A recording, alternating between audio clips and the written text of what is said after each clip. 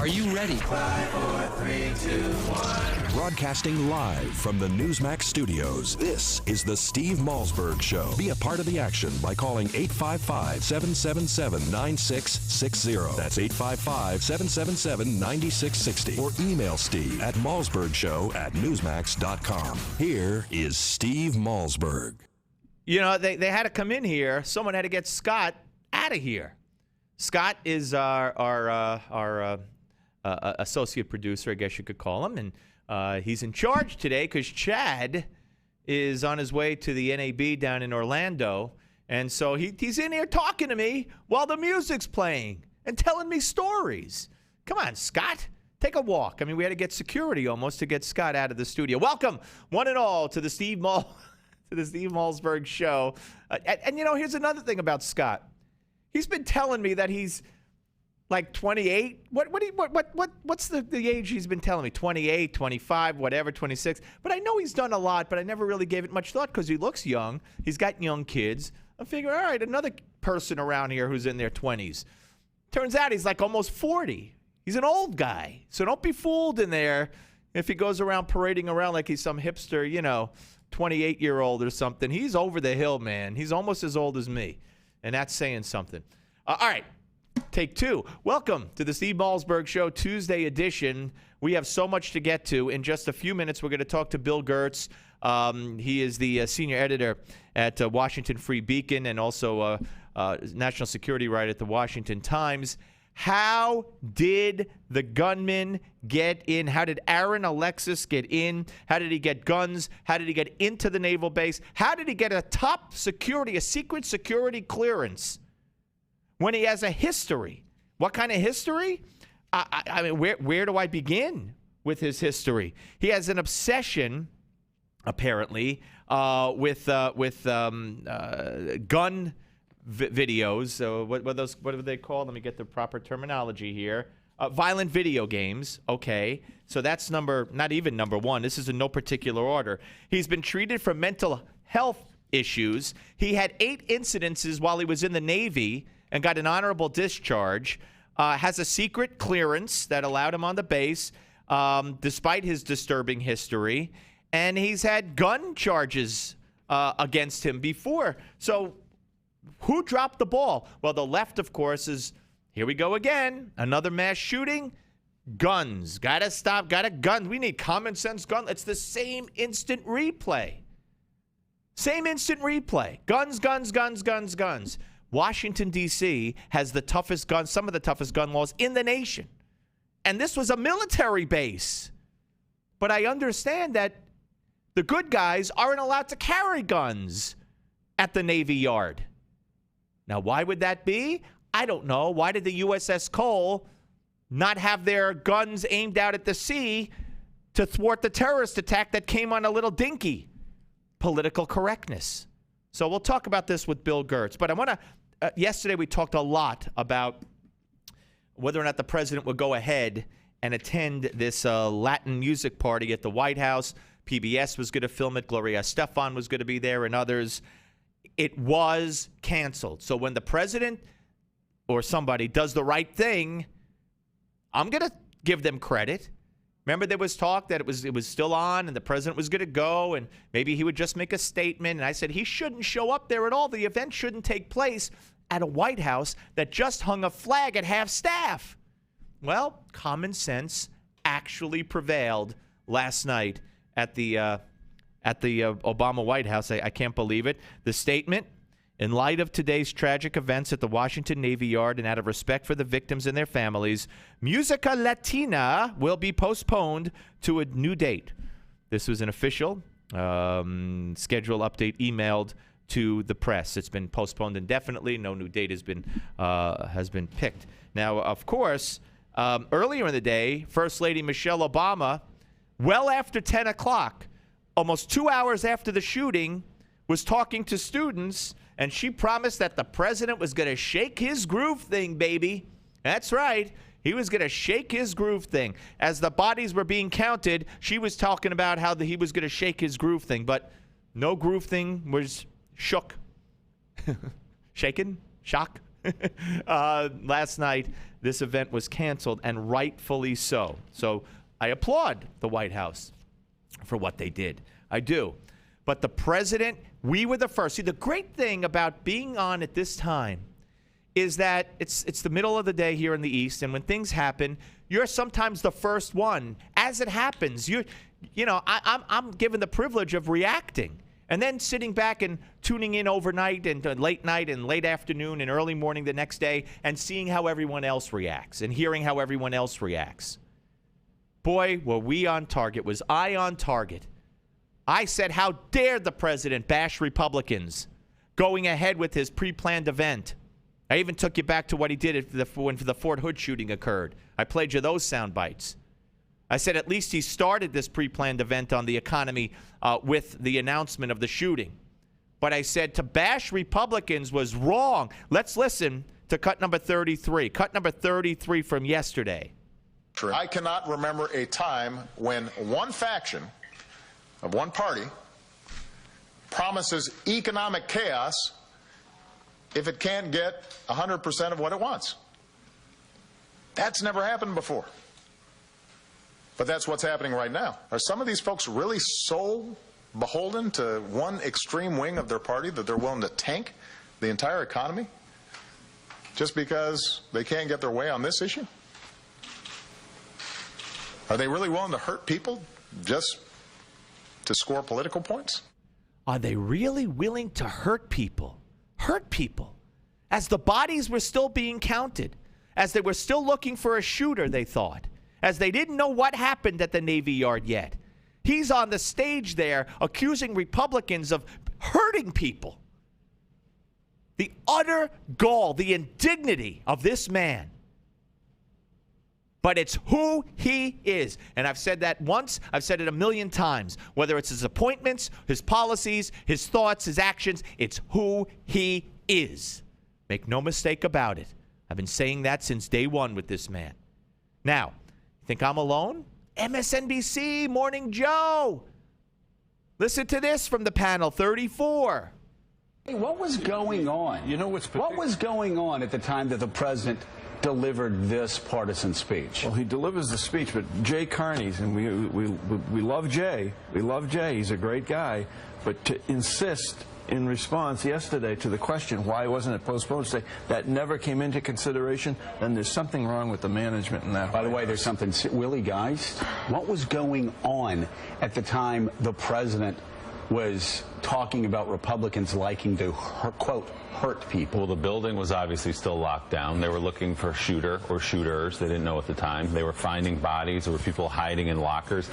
This was a scheduled speech for a long time. It was the 5-year anniversary of the collapse of Lehman and everything else. Right.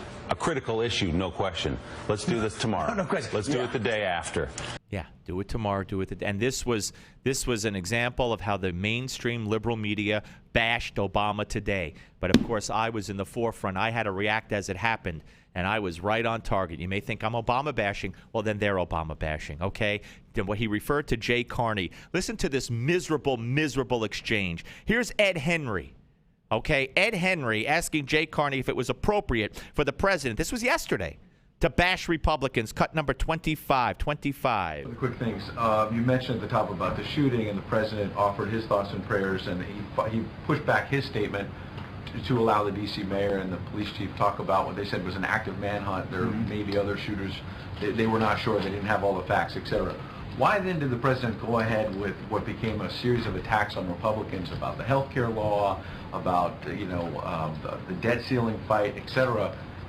Tonally, did it not seem a little bit off in the middle of this manhunt, people being informed about lives lost, to move forward with an attack on the other side? Okay, and here's how Jay Carney pathetically responds. Well, Ed, I think he put a top on, he addressed at the top of his speech about the 5-year anniversary and the need to make sure that we as a nation do not make mistakes. We as Washington do not make mistakes and and reverse the progress that we've achieved. And I think that's an important thing for the president to talk about. It's an important thing for Congress to talk about and act on. And it's entirely appropriate today for the president to talk about that. Oh, I have no words. I have no words. It's a disgusting response to a disgusting occurrence by a man who finds no problem talking about Republicans want to hurt people when there's been a mass shooting 2 miles away from where he's standing at a naval base. That's who this man is. Saul Alinsky, ladies and gentlemen. Read the book, Rules for Radicals. That's who this man is. And it's disgusting. And if George Bush had done this, my God, you think the left talked about it this morning? They would have been calling for his head if it was George W. Bush or a Republican, because it is totally inappropriate. So much so, I had George Pataki sitting here, former governor of New York, on 9/11 to talk about 9/11. And the day before, they held the primaries for mayor in New York. So I asked him about the results of the primaries and looking forward. He said, I don't want to talk politics today. It's 9/11. 12 years after. Here we had a shooting still going on. And this man says Republicans are hurting us and hurting people. What do you think? 855-777-9660, 855-777-9660. Steve Malzberg on the Steve Malzberg Show on Newsmax TV and radio. The Steve Malzberg Show.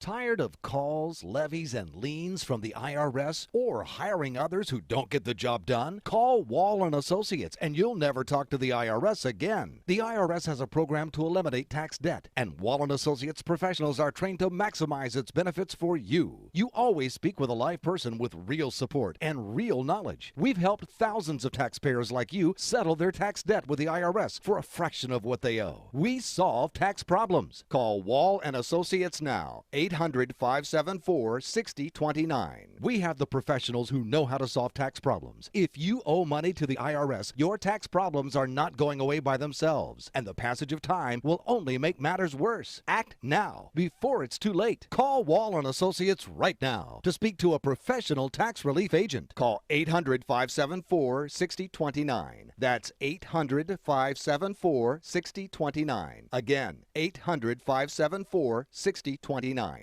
In 2013, half of your friends, family, and neighbors may lose their jobs, all while you are robbed of 90% of your life savings, investments, and home's value. Controversial economist Robert Wiedemer, who was the only expert to predict the recession, has released a startling video with shocking evidence that the powers that be have tried to ban. But that hasn't stopped 50 million people from getting the truth. Watch it at AftershockVideo.com. AftershockVideo.com. Obamacare. More than $1 trillion in new costs. Hidden taxes, fees, big Medicare cuts, doctor shortages. How can we survive? To know Obamacare is to survive Obamacare. The Obamacare Survival Guide tells you everything you need to know to protect yourself, your family, your business. The Obamacare Survival Guide at bookstores everywhere. Special internet-only offer right now at Obamacare911.com.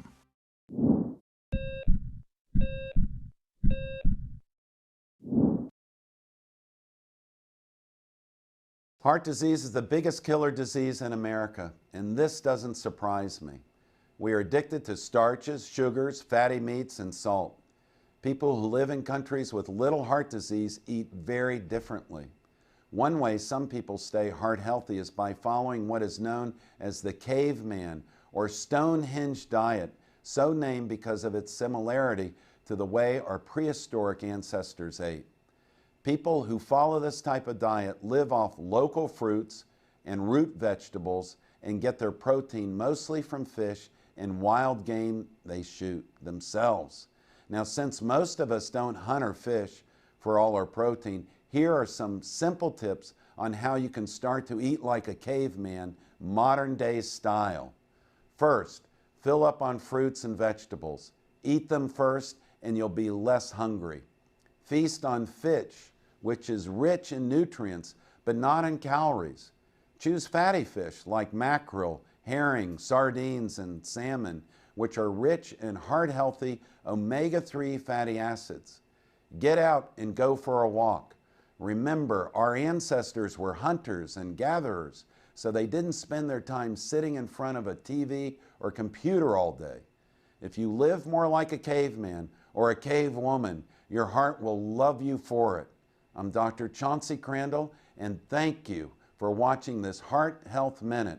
Remember, it's never too late to prevent or reverse heart disease. Right now, I invite you to discover your own risk for heart disease or even a heart attack by taking my quick, free online quiz at www.simplehearttest.com.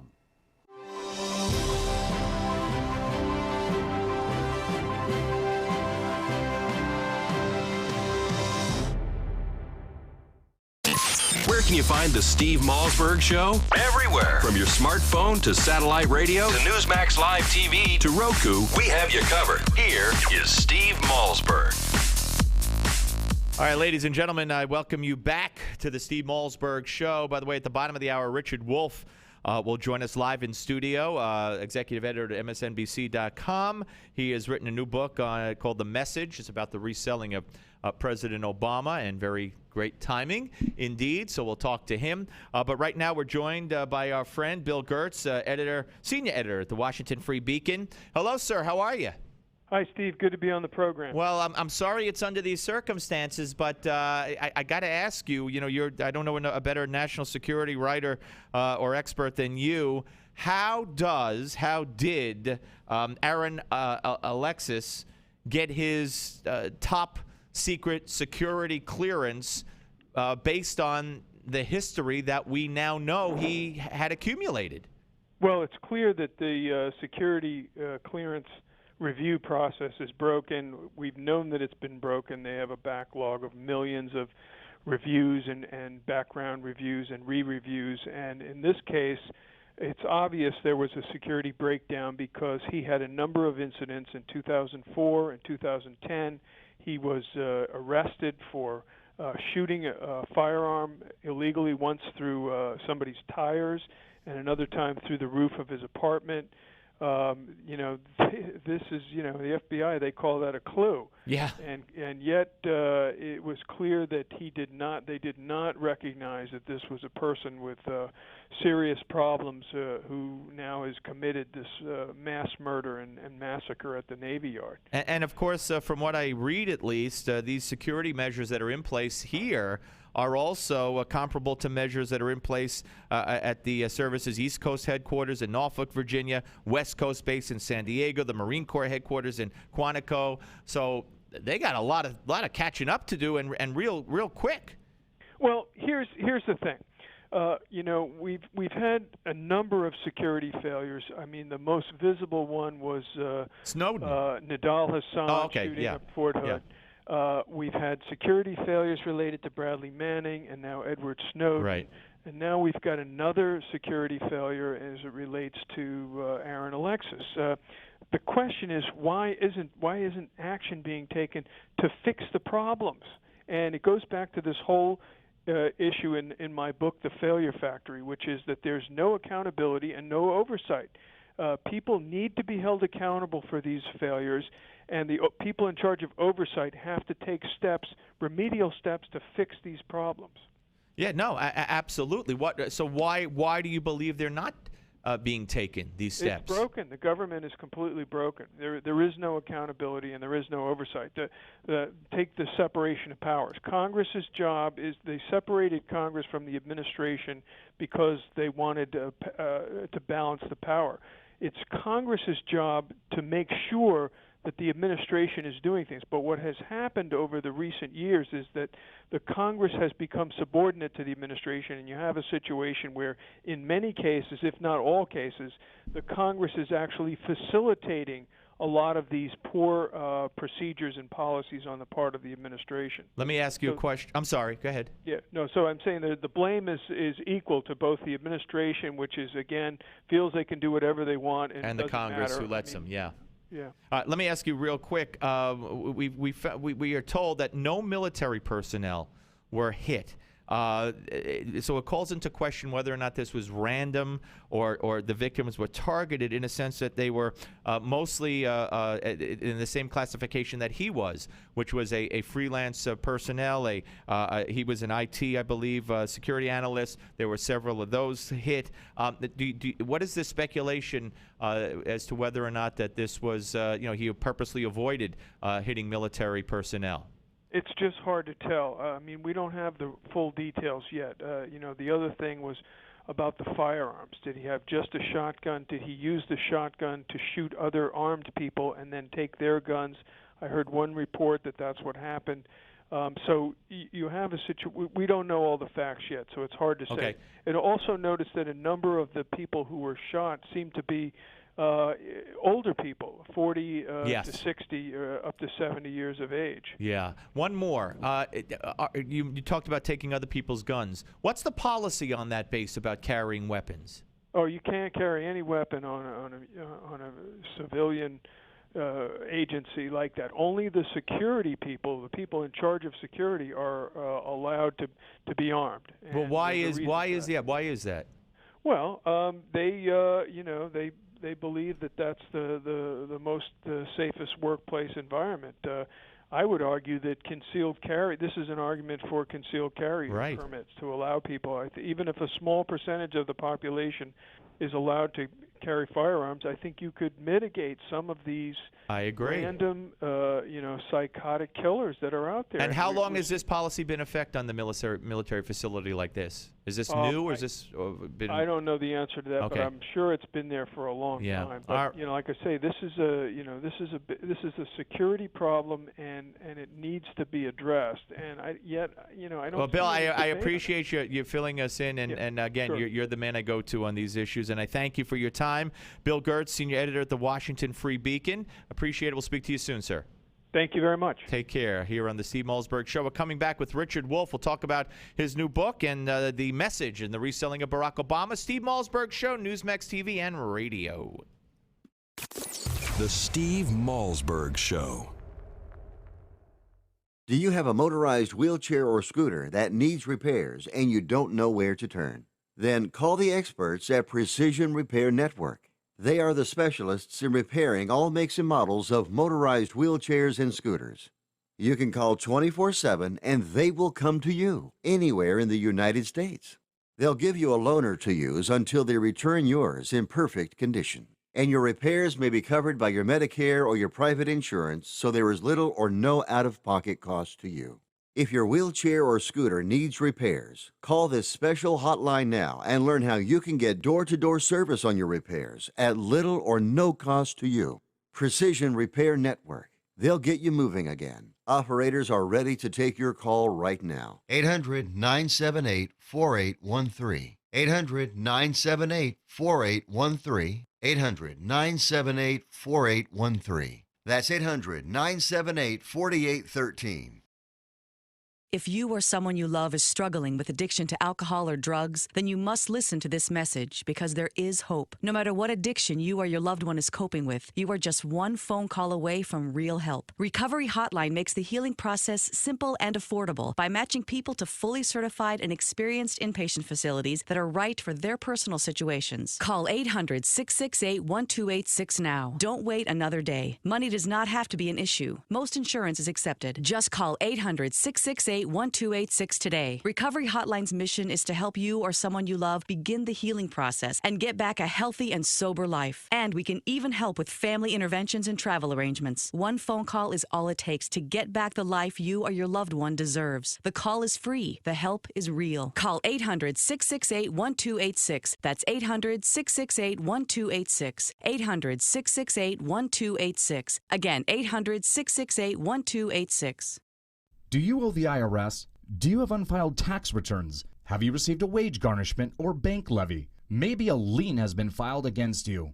OMG Tax can help you with all your IRS tax problems. Don't wait another second. Take action now. Call my team at OMG Tax. Honest and professional, we don't make false promises. If you owe back taxes, or if the IRS is garnishing your paycheck, you need help now. OMG Tax can help you get your life back to normal. If you're serious about handling your tax matter, call OMG Tax now and get the peace of mind you deserve.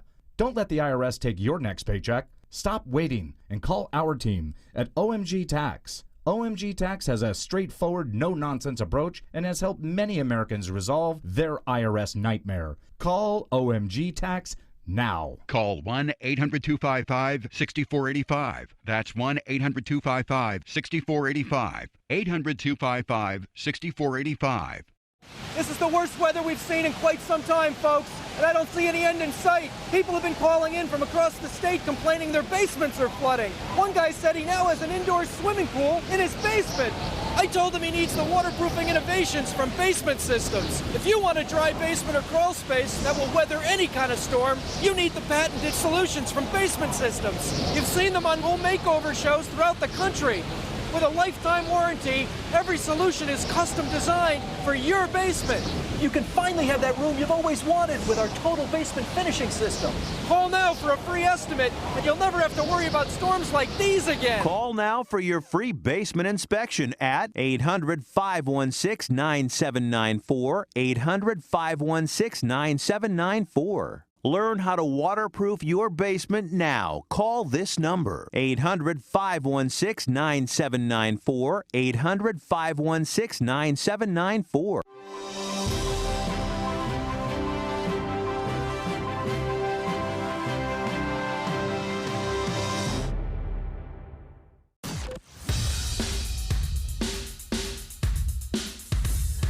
This is not your typical Screamfest talk show. No. This is the next generation of talk radio. Here is Steve Malzberg.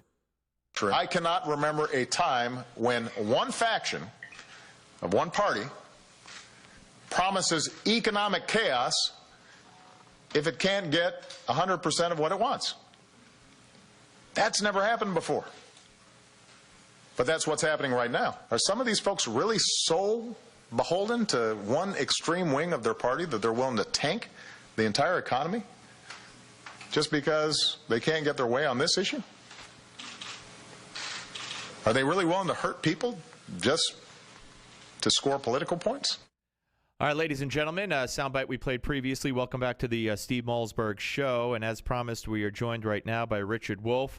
You see him on MSNBC all the time. He is the executive editor of MSNBC.com, also vice president. And he is a former senior White House correspondent for Newsweek and the author of Renegade, which was a New York Times bestseller, which makes him a New York Times best-selling author. And he's back in the studio. Richard Wolffe, good to see you again, sir. To be with you. All right. My hands are cold because the studio is ice. That's okay. how I like to keep it. Anyway, the new book, The Message, The Reselling of President Obama by Richard Wolffe, which I hold in my hands right now as we speak. Before we get to the book and the premise and what it's all about and how it takes us through the 2012 campaign, we just played a soundbite where Barack Obama went through with his scheduled press conference yesterday, acknowledging the 5-year anniversary of the financial collapse. He did, unlike Fort Hood, where he waited about 3 minutes and gave a shout-out before he mentioned the shooting at Fort Hood when that took place in 2009, he did lead with this shooting, but then went on to trash and bash Republicans and even say, are they really willing to hurt people? And even the folks on MSNBC, took issue with what he said yesterday. Bad idea?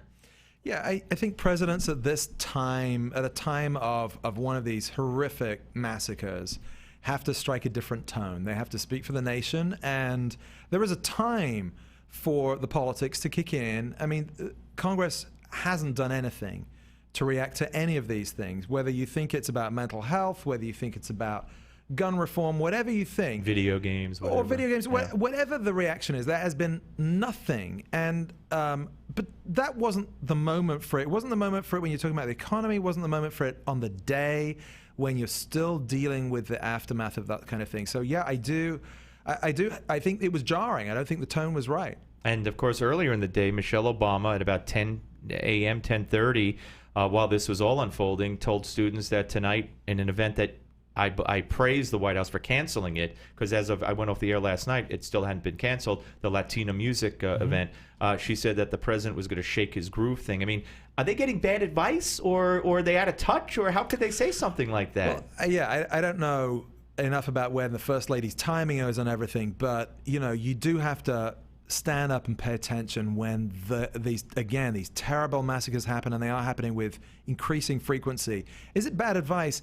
You know, this has been the running theme of this administration, and obviously I know your audience doesn't much like the policy agenda that this president has had. We have all people in the audience. That's yes. okay.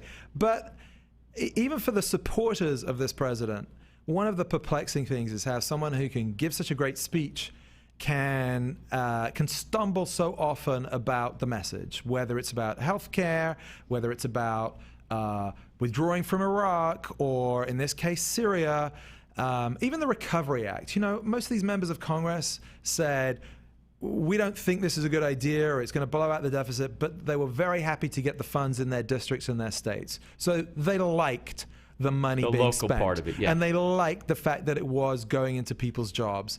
And the White House, even coming out of elections that they win in a big way, 2 elections with over 50% of the vote, no small feat, has stumbled time and time and again.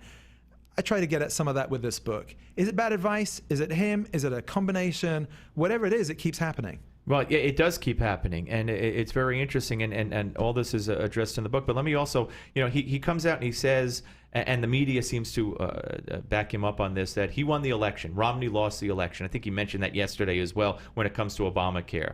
Yes, but the Republicans gained seats in the House, so they also won elections. So, you know, are we running the country based on who's in the White House and he rules by decree? Or did the Republicans get to say, well, we won and our constituents don't want this, so we're not going to go along with you just because you won the national election? I mean, it just seems that he doesn't get things done and isn't able to get things done, and maybe there's a reason for that. There's a lot packed in there, right? Yeah. You know, let's just reverse it a bit.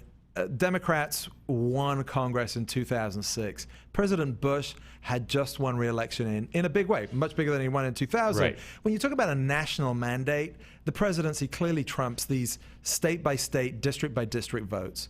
However, the dynamic that you're getting to in Congress, these members of the House have to look after their own skin. They have to look after their own constituents. And many of them, because of gerrymandering, because of the dynamics involved, they are really only playing to their own base. Democrats and Republicans. It's not a healthy thing. It's not the way the system is set up, but it is what it is. And if you're president and you're having to work with the other party, then you've got to find a way to pull the lever that speaks to them, that isn't going to lose them votes or get them primaried. And that's obviously a dynamic this president has struggled to adapt to. Now, a lot of the Republicans that came in 2010 were completely committed to opposing the president no matter what.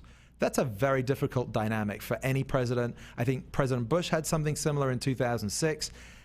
Is it healthy for the system? No, but it is the divided power. I mean, that's how it was set up. It's supposed to be difficult for presidents to do things. That is the Constitution. Right. And, you know, does it make the president weaker? Yeah, intentionally so.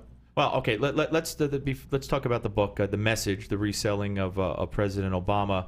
How on earth do you account for the fact, and I know you're going to tell me the ground game and the, you know, and all this kind of stuff, and I guess that's going to be the answer, but did anybody... You can't answer my question, but answer your own question. I like asking and answering. That was like a whole Chris Matthews but thing. Nobody, let me phrase it this way. Did you expect that a greater percentage of African Americans and the people who came out for the historic election wanted to be a part of history, you know, that usually don't come out in those kinds of numbers, to vote for the first black president? Was there any indication that the percentage would be higher in 2012 for Obama? I think it was surprising. Look, I'll be honest with you. They have a tremendous ground game. Every campaign from here on out is going to try and copy what they did. Yeah, but Give me more. It wasn't just that they, you know, found people and they had these great analytics and data and everything else. And they did, but they also had to have a very clear thing to take to people. And they had to be able to repeat it across the board. It wasn't just African-American voters. It was infrequent voters, where they were independent women in the suburbs and the exurbs. They were very careful about their targeting. So, when Romney and his allies had more money than they did, everyone could predict that. No one could predict that the Obama people would be smarter about how to spend the money. They found these obscure cable shows in the middle of the night that could reach infrequent voters. And the Romney people were just spending their money like there was no tomorrow. I mean, that's an irony, right? Someone who says, I know how to run a business, I care about the deficit. They wasted a lot of money on the Romney side. So they were smart. It wasn't just the ground game. It was also that they had a message that worked and that they knew how to spend money. Because, well, we're talking to Richard Wolffe here, the author of The Message, also executive editor of MSNBC.com, the new book, The Message, The Reselling of President Obama. But look, I do show after show, and a show doesn't go by where we don't talk about media bias. Mm-hmm. And it is so rampant. I mean, I'll never understand why the Republicans, don't speak up, as they're starting to a little bit, or they alluded to the fact that they might withhold their certain networks from participating in their primary debates. Why they agree to these left-wing moderators who do nothing, like Candy Crowley, wrong in what she said. The president never specifically called Benghazi a terrorist attack, and just might have turned the election on that. I blame Romney for not hitting on Benghazi more, for not taking on the abortion issue, because America, you mentioned gerrymandering, I believe the Republicans control most of the state houses and won most of the seats in the Congress, and there was a seat change because America is a conservative nation. And if the Republicans would fight on the issues, abortion on demand versus these limitations on abortion, I think most decent people would say abortion on demand, that's disgusting. If the Republicans wouldn't back away and concede a war on women, they'd win these issues. But I'm giving you two different issues here. Okay. Let's focus on the media. I hear. Romney goes to overseas and, Governor, what about your latest gaffe? I mean, it's disgusting. Newt Gingrich was the only one on that stage during the primaries who shot back at the liberal media and said, this is the stupidest question I ever heard. And that's what they all should do. And they shouldn't go on these shows that treat them like garbage and filth and smile and try to win their affection. It's a losing proposition. How come Gingrich didn't win the nomination there? Well, he had other problems going on, but his poll numbers went up right after he confronted Maria Bartiromo and others. You sound a lot like a bunch of Democrats did after John Kerry lost in 2004. The media was against him. They were for Bush. He needed to be clear about what he was saying. He needed to confront these things. He made his own mistakes. It's very, very similar. And that's a good debate to have if you're a Republican or you're conservative. I will say this, and this isn't easy for someone to say from MSNBC, but the number one news channel on cable is what? Is Fox? It's Fox News. Yeah. So it's the number one. And yet you still say somehow the conservative voices are not being heard. Wait. It's the number one news channel. What does that have to do with anything? What's the number one best-selling newspaper in this country? No, what's the number one selling newspaper in this country? I have no idea. Wall Street Journal. Okay. Owned by Rupert Murdoch as well. Here's the deal. The conservative voices are everywhere. You guys are fast-growing, an important voice, and yet you say somehow the media isn't reflecting what you guys are doing. So you don't think there's media bias out there? I think there is conservative media. I think there is progressive media, and I think the conservative media is having a great time of it. I think you guys are getting heard all over the place. Yes, but you have what is the biggest radio shows out there? It's conservative talk radio. You have a tremendous megaphone. Let's stick to TV. You point to Fox. Now, I have no allegiance to Fox News whatsoever. Okay, they don't pay me anything. I don't go on their air much anymore. But here's the deal. Sorry about that. That's okay. I could name you liberal hosts or progressive hosts. Shepard Smith, Geraldo. Whoa. You saying Shepard Smith is a liberal host? I'm saying he's way to the left. But seriously? Okay, but O'Reilly is not. O'Reilly has come much center and much more left than he was at the beginning. My point is, if you look at Fox News, you're saying Bill O'Reilly's center left? I'm saying he's more to the left than he used to be. Absolutely. Absolutely. On issue after issue after issue. Okay. And look at the interview he did with the President of the United States during Super Bowl Sunday a couple of years ago. Softball. Very disappointing. Okay. But he makes a fortune, so I don't believe he cares anymore. But here's the deal. You cite Fox News. Fox News, they always have someone on the left represented, and they in a debate when it's a one-on-one, a left point of view, a right point of view. Who does MSNBC have on the right besides Joe Scarborough, who I'm very disappointed in? Who else? Who else does the whole network have on the quote-unquote right? The whole network. Yeah. Name me one. So how about apart CNN? from- Where are the conservatives on CNN? You're going to let me answer? Yeah, I wish. All right. Go ahead. So apart from Joe Scarborough, who happens to be one of our biggest talents and runs the best morning show on TV. And gets very poor ratings, but go ahead. Okay, well, you say that. We don't believe that. Well, you're telling me his ratings are good. The whole network is tanking. Okay. Is that not true? No, it's not true. It's not true. No, The whole not network's true. not tanking. So Joe Scarborough Okay. is very solidly the #2 show, and we're very happy about that. CNN would be very lucky to get the kind of numbers that Joe Okay. Scarborough gets. Mhm. We're very proud of him. We're very proud of the debate that they have every single day on that show With around who? that round table. Debate with which right-wingers? I think Joe gets a lot of time to be the So most Joe forceful is the one. You're admitting Joe is the token on Morning quote-unquote Joe. and where else on the Morning network Joe. is other right? Okay, so I don't know if you probably don't watch Rachel Maddow's show. You don't. Oh, do you? she's a conservative? No, I'm just asking you. You don't watch Rachel from time Maddow's to show? time. I watch Right. everything. So one of the biggest regulars she has on her show is a guy who ran the McCain campaign in 2008. His name is Steve Schmidt. Doesn't Have you make heard of him doesn't make him a Have you true heard of him? conservative. Yeah, Steve he's Schmidt. a rhino, and he's a Oh, my loser. goodness. He's a rhino and he's a loser. And if the Republicans he don't wasn't a change loser. the people, He wasn't a loser when he ran the message for the Bush-Cheney campaign in 2004. Okay. If the Republicans don't change the people running their campaigns and don't realize they're fighting a media more so even than the candidate that they're running against, they're doomed. I don't care who So they you put up you in heard of a guy 2016. called Michael Steele. Michael Steele, who was the RNC chairman Okay. in the successful cycle in right. 2010. You mentioned you got Michael Steele in there. Okay. So But you're Michael picking Steele, one, Steve Schmidt, two. Joe Scarborough. Okay. Come on. You got to give me something. But I don't want to pick on you with MSNBC's ratings. All right. We won't pick on that anymore. But Barack Obama, if you look at the polls, okay, we talked about Congress and his failure to get things done in Congress, and for whatever reason, whether they oppose everything Obama or whatever, the people, the polls, whether it's Syria, whether it's healthcare, look at what happened in Colorado with the recall on guns. The people don't support Barack Obama's policies.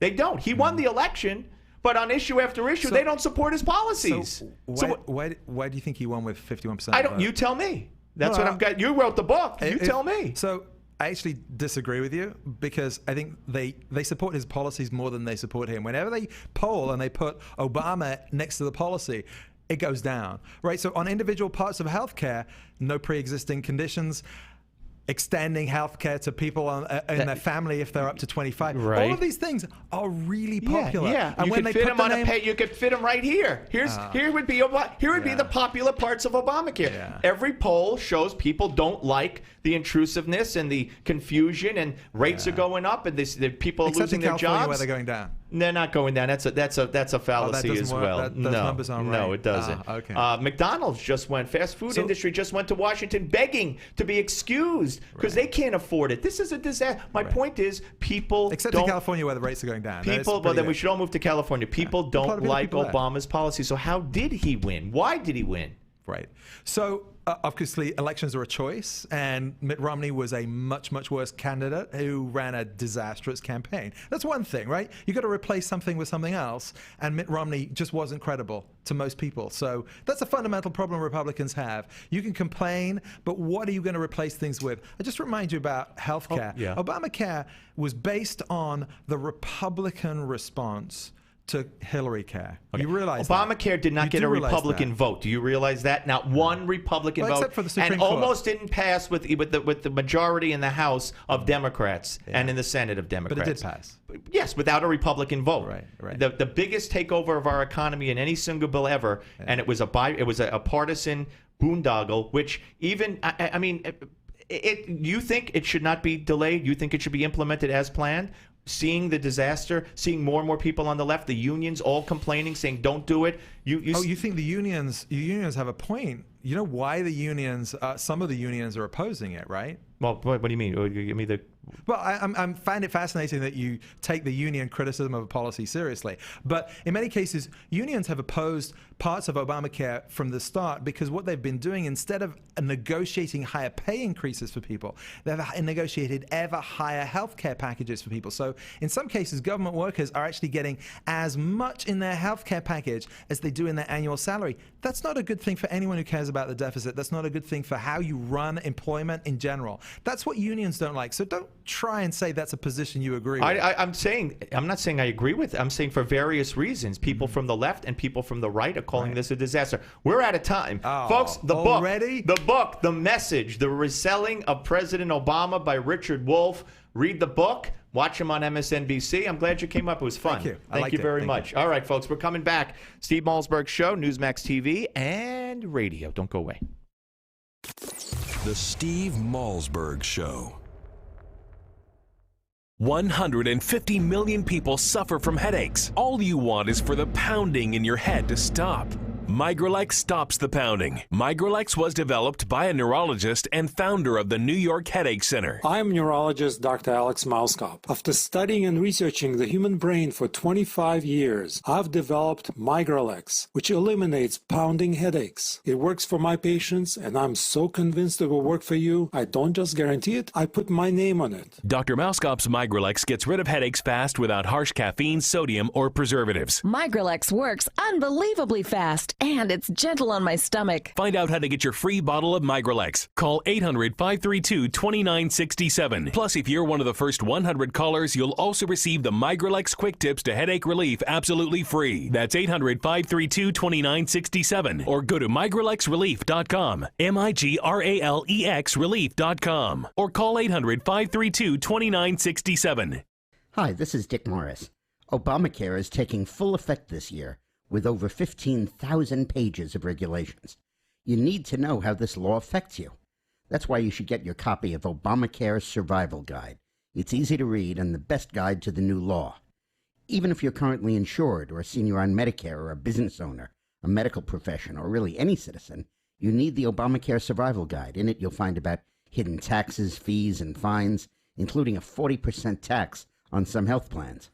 I warned you about Obamacare. It's rationing, Medicare cuts, and will trigger doctor shortages. Now the Obamacare Survival Guide gives you the simple steps to protect your family. So get the Obamacare Survival Guide at bookstores everywhere. It's already a #1 Amazon bestseller.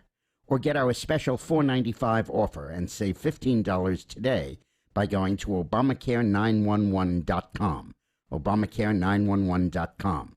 That's Obamacare911.com. Are payday loans ruining your life?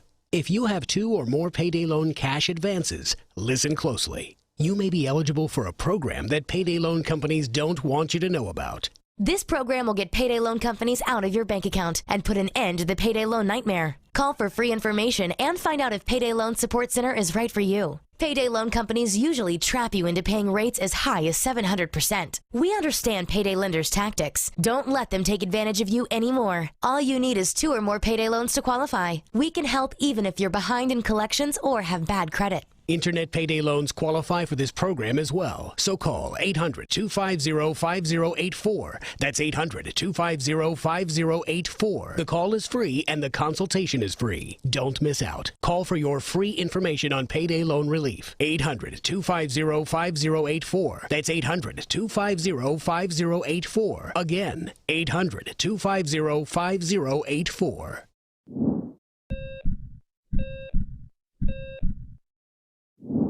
Judging from everything you hear, you think all cholesterol is bad, but that's not really true.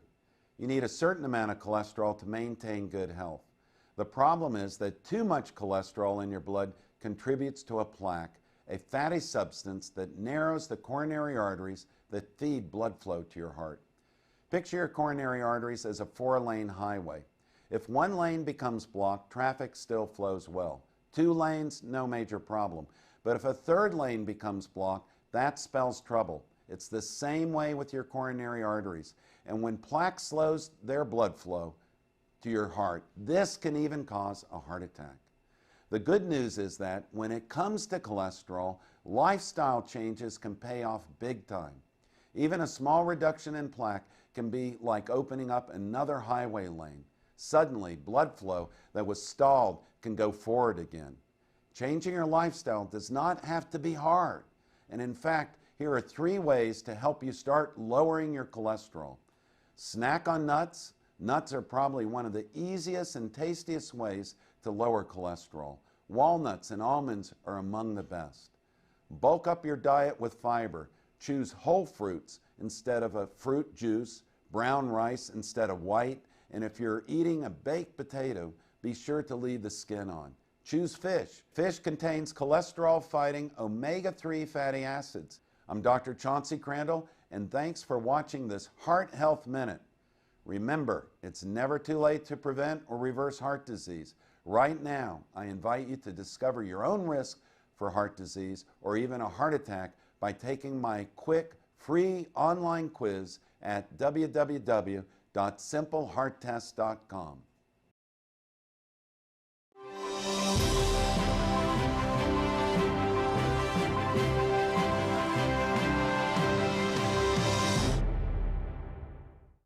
The Steve Malzberg Show is just a bit different from the other radio shows. We have TV cameras. Watch the show at Newsmax.com or listen on your favorite radio station. Here's Steve Malzberg. All right, folks, welcome back to the Steve Malzberg Show. That was a lot of fun with Richard Wolffe. I'm sorry to say that he's wrong about his MSNBC ratings. I don't want to badger him out of respect. But the fact of the matter is, I got my wires showing. Can't have my wires showing, ladies and gentlemen. They kick you out of the union. I'm not in a union anymore. I was for like 30 years or so. But look, the fact of the matter is, if you want to compare Fox and MSNBC, Michael Steele, okay, I'll give him Michael Steele, who, ran the RNC for a while. He's on there. Joe Scarborough, who I don't believe is a conservative anymore, no matter what he says or what he believes. And he came up with one other one Steve Schmidt, who, God help us if he runs another presidential campaign. Disaster. In my opinion, disaster. A Rhino Republican, a McCain Republican. They're a perfect two of a kind. And that's the best he could do for the entire network. And if you think Bill O'Reilly is a staunch conservative anymore, you're not watching Bill O'Reilly. And I could go down the list of even paid Fox contributors that regularly are there on Fox News Channel to argue the other side of it. Kirsten Powers, Doug Schoen, Pat Caddell. I mean, the list goes on and on and on. Geraldo, and Shep Smith is no conservative. I am sorry. Who else might have a show that Megyn Kelly.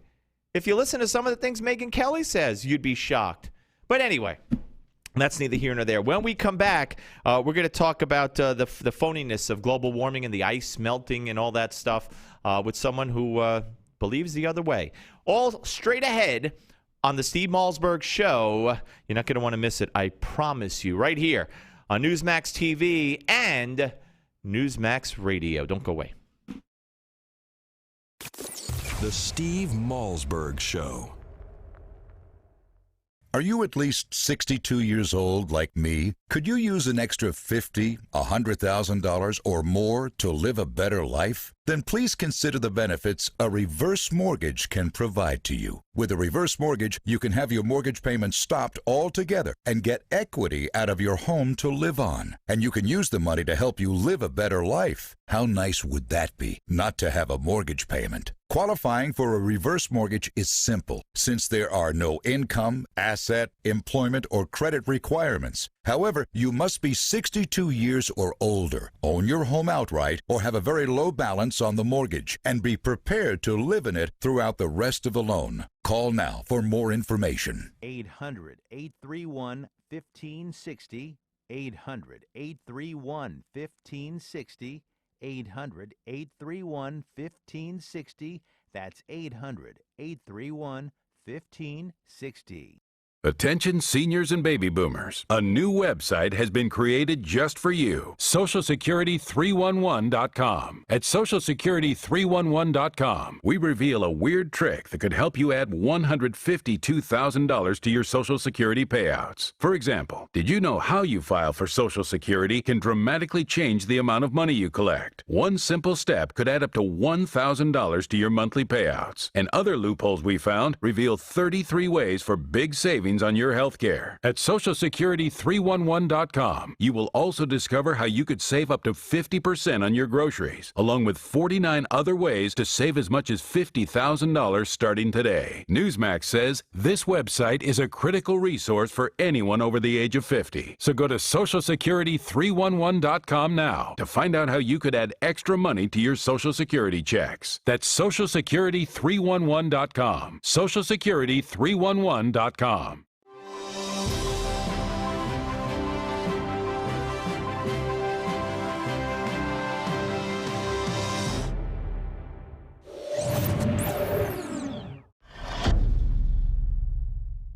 Hello and welcome to your Newsmax Now update. I'm John Bachman. The death toll now stands at 13 after that mass shooting at Washington, D.C.'s Navy Yard. Police have identified the shooter as 34-year-old Aaron Alexis. He was reportedly killed during a shootout with police on the scene. Authorities are now doing everything they can to find more information about the former Navy reservist. The 12 victims were all civilian contractors at the base. The FBI is now looking for more information from the public about Alexis. Here is his brother-in-law talking to reporters yesterday. No one saw it come in, no one knew anything, so all of this is just, it's just shocking. Now, authorities do not believe that Alexis has any ties to any terrorist organizations. And President Obama called the shooting a cowardly act yesterday, but shifted quickly from the Navy shooting to mark the 5th anniversary of the economic crisis. The president called on Congress to find a compromise to pass a budget solution without delay. He said not doing so would be, quote, the height of irresponsibility, and more gains by Congress would reverse what the president called all the progress we've made over the last 4.5 years. The idea of reversing that progress because of an unwillingness to compromise or because of some ideological agenda is the height of irresponsibility. It's not what the American people need right now. Now, if Congress does not pass a spending bill by the end of September, the government may shut down. Some Republicans say they won't pass a spending measure unless it also strips funding for Obamacare. And today, Russia's Foreign Minister Sergei Lavrov is responding to that UN report on chemical weapons in Syria. Yesterday, inspectors reported that rockets armed with sarin gas were used against civilians at least 14 times on a relatively large scale, but that report did not conclude who was to blame for the attack, which left more than 1,400 people dead, including many children, according to reports. Meanwhile, in the wake of the attack, UN workers are struggling to feed more than 110,000 displaced Syrian refugees. Half of the refugees in the Zaatari camp in Jordan are children. Many have lost homes and family members in the civil war. And while Russia and the U.S. and the UN work on a plan to deal with Syria's chemical weapons, relief workers say the refugee crisis is only going to get worse. And Federal Reserve Vice Chairwoman Janet Yellen has now become the front-runner to lead the central bank, a day after Lauren Summers pulled out of the contest. If confirmed by the Senate, Yellen would be the first woman to hold that position if she does in fact replace current Chairman Ben Bernanke, and she's been favored by liberal senators in Congress even before Summers dropped out. And coming up next on your Newsmax Now update, you've seen that historic flooding that's ravaged Colorado, but it's hitting other states out west hard too.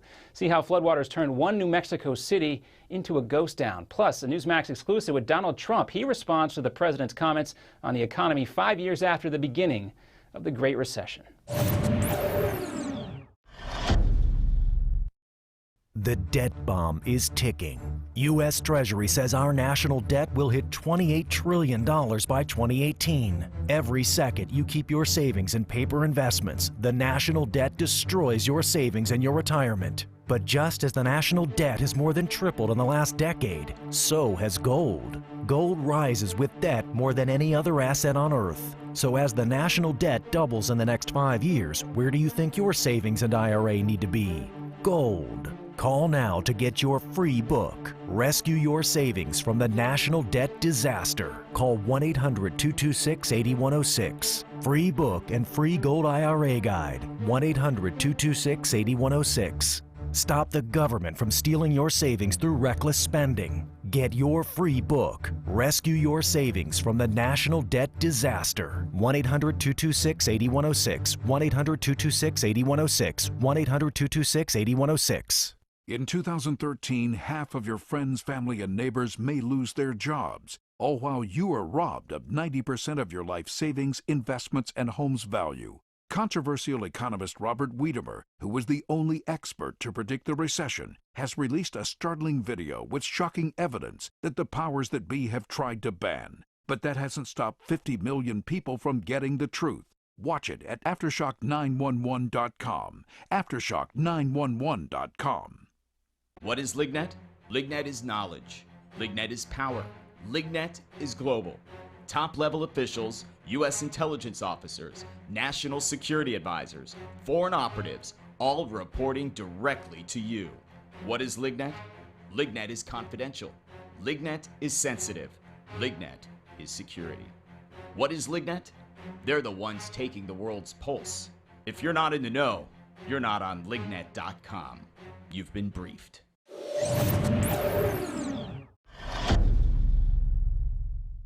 And welcome back. We've been telling you about that horrible flooding out in Colorado. Well, it's bad in New Mexico, too. A ferocious storm is prompting officials there to declare a statewide disaster because of flooding. 18 people were stranded in one town after the only road in and out of that town was washed away. The Federal Emergency Agency, FEMA, is expected to assist the town as well. In a Newsmax exclusive, we follow up on Donald Trump on the president's comments about the economy. The billionaire real estate mogul tells Newsmax that he rejects Mr. Obama's claim yesterday that the economy is getting markedly better. He says the economy has to improve even more so, and unemployment remains a real problem. There's just nothing you can say about that. I mean, it's very, very strong, very, very high, and dangerously so. And this has been your Newsmax Now update for September 17th. Remember, for more exclusive interviews and content, stay with Newsmax.com. I'm John Bachman. Take care. Are you ready? 5, 4, 3, 2, 1. Broadcasting live from the Newsmax studios, this is the Steve Malzberg Show. Be a part of the action by calling 855-777-9660. That's 855-777-9660. Or email Steve at malzbergshow@newsmax.com. Here is Steve Malzberg. All right, folks, welcome back. Hour number 2 of the Big Steve Malzberg Show on this Tuesday edition. Coming up in just a little while in this half hour, we're going to be speaking to the founder and co-director of International Women's Earth and Climate Initiative. That's right. We're going to be talking about global warming, as there are reports out and a UN report due out, all of which speak to the fact that it's not as bad as they said it was in the first place. The glaciers aren't melting the way Al Gore predicted they were melting. In fact, it gained more ice in many places in the past several years than ever before. But nonetheless, there are those groups out there that say, the world is ending and we have to fix it. And how do we fix it? Well, doesn't matter if you're rich, how much energy you use, as long as you pay a carbon tax. That's right. And, of course, the rest of us who aren't rich would suffer greatly. But that's coming up. Also, we're approaching the 50th anniversary of the assassination of JFK. A lot of theories out there now, a lot of books out there now. We're going to talk to our friend Jerome Corsi, who has a new one about the shooting of JFK, the assassination of President Kennedy. But I want to let you hear something. Let's harken back. Now, how does one harken back? Harken back to May 14th of 2010.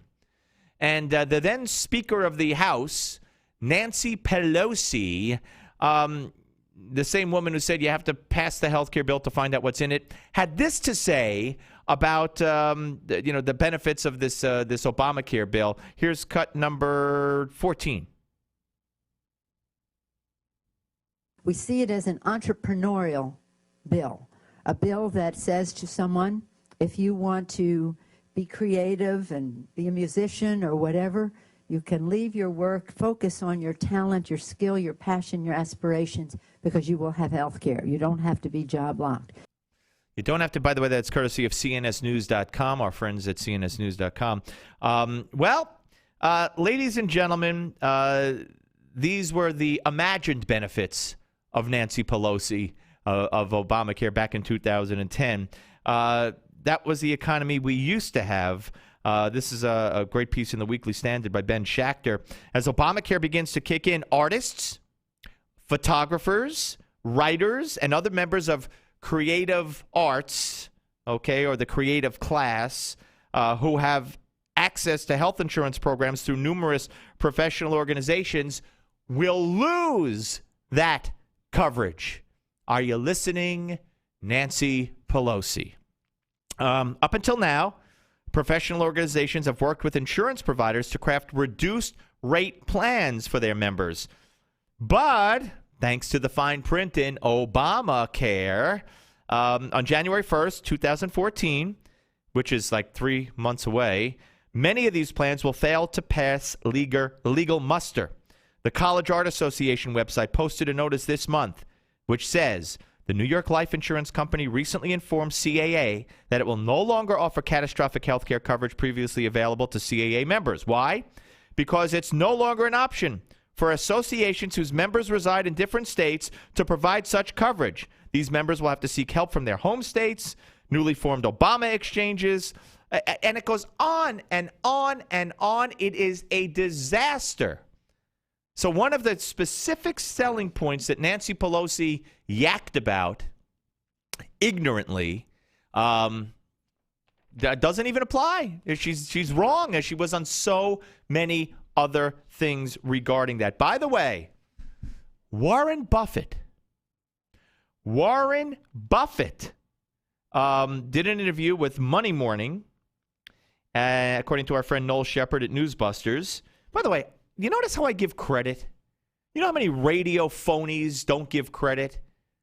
They see something reported by Noel or someone else or Schachter, and they'll just, go on as if they thought of it. It's their opinion, or they made it up, or they found out through their investigative reporting. I like to give credit. I read everything. I'm not on the phone talking to Warren Buffett, so if I tell you Warren Buffett, said something, I'm going to tell you where he said it. That's the fair thing to do. But you listen to other shows, and you ask yourself, does that host ever give credit to anybody but himself, or does he take credit, or she take credit? Believe me, they're not breaking all these stories. When I break one, I tell you. And when I steal one or share one, I tell you most of the time. Now, Warren Buffett, who proposed higher taxes on millionaires in 2011, he was a huge supporter of Obamacare, and now Warren Buffett said healthcare costs in the United States are likely to are like a tapeworm eating at our economic body. That's what Buffett said. But he said he would scrap Obamacare and start all over. Quote, "We have a healthcare system that in terms of costs is really out of control. And if you take this line and project what it's been happening into the future, we'll get less and less competitive. So we need something else." Buffett insists that without changes to Obamacare, average citizens will suffer. No kidding. Quote, "What we have now is untenable over time. The kind of cost compared to the rest of the world is really like a tapeworm eating, at our economic body." He does not believe that providing insurance for everyone is the first step to take in correcting our nation's healthcare system. Attack the costs first, then worry about expanding coverage, he said. "I would much rather see another plan that really attacks costs. And I think that what the American public wants to see," he said. I mean, the American public is not behind this bill. Warren Buffett. You think he knows a thing or two? Yeah, well, maybe he does, maybe he doesn't. And now here's the best line of all. Best one of all. Suppose I ask you if you're sexually active. Suppose I ask you if it's with one partner or multiple partners. And suppose I ask you if it's with same-sex partners. In other words, how often are you having sex? Are you having it? How often? With whom? And are you gay? I guess if I was hiring people, I'd be fined and put out of business. If I asked people that in general, I'd be scorned and probably called a homophobe and a bigot and a busybody and everything else. But Obamacare is going to mandate that your doctors ask you those questions. That's right. Obamacare. You heard Richard Wolffe in the last hour. People love that it closes the donut hole, that it extends coverage to their kids. Yeah, Obamacare could be a half a page long. We don't need 18,000 pages of regulations, including this. Be ready to answer these questions and more the next time you go to the doctor. Whether it's the dermatologist or the cardiologist, no matter if the questions are unrelated to why you're seeking medical help, and you could thank Obamacare. New York cardiologist Adam Budzikowski said this is a nasty business. He called the sex question insensitive, stupid, and intrusive.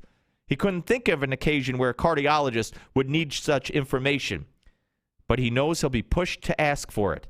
The president's reforms, quote unquote, aim to turn doctors into government agents, pressuring them financially to ask questions they consider inappropriate and unnecessary, and to violate their Hippocratic oath to keep patients' records confidential. So welcome to the abomination. Be prepared to tell every doctor you see how sexually active you are, who you're sleeping with, and whether or not you're gay. On the Steve Malzberg Show on Newsmax TV and radio. The Steve Malzberg Show. Hi, this is Mike Reagan. Folks ask me, what would Ronald Reagan do if he were with us today? I believe the first thing he'd do is stop Obamacare. Already it's in effect with higher taxes, hidden fees, skyrocketing insurance rates, big Medicare cuts, and some insurance plans are hit with a 40% tax. Protect yourself by getting the Obamacare Survival Guide. It's already a #1 New York Times bestseller. Newsmax says it's the best guide to the new law, giving you the strategies, tips, and loopholes you need to know. If you're insured on Medicare, a business owner, a medical professional, just about anyone, you need this book. Get the #1 bestseller, The Obamacare Survival Guide, at bookstores everywhere. Or get our special $4.95 offer and save $15 off the cover price. Scroll down now to claim your copy of Obamacare Survival Guide for the special internet offer of only $4.95. Hello, my name is Fred Fleitz, and I'm the managing editor of LigNet. You've probably seen our name preceding some of the stories you read on Newsmax or heard LigNet referenced on Fox News, C-SPAN, or CNN. Perhaps you've asked yourself, what is LigNet? LigNet is an acronym for the Langley Intelligence Group Network, a private Washington, D.C.-based service that provides global intelligence, in-depth analysis, and detailed forecasting. LigNet's staff and advisors include former CIA officers, national security experts, presidential advisors, and top-level government officials from around the world. I myself held several national security posts for the U.S. government during my 25-year career with the Central Intelligence Agency, the Defense Intelligence Agency, the U.S. Department of State, and the House Permanent Select Committee on Intelligence. Our lead advisor is General Michael Hayden, the former director of the CIA. He is joined by former U.S. Ambassador to the United Nations John Bolton and former chairman of the National Intelligence Council and Special Assistant to President Ronald Reagan Fritz Ehrmann, former U.S. Ambassador to Venezuela Otto Reich, and former clandestine service officer Frederick Russman. Former chairman of the House Intelligence Committee Peter Hoekstra also join our advisory board staff. Every day, our goal is to use our expertise, our resources, and our worldwide staff to take the pulse of the ever-changing political and economic landscape and the threats we face on a daily basis.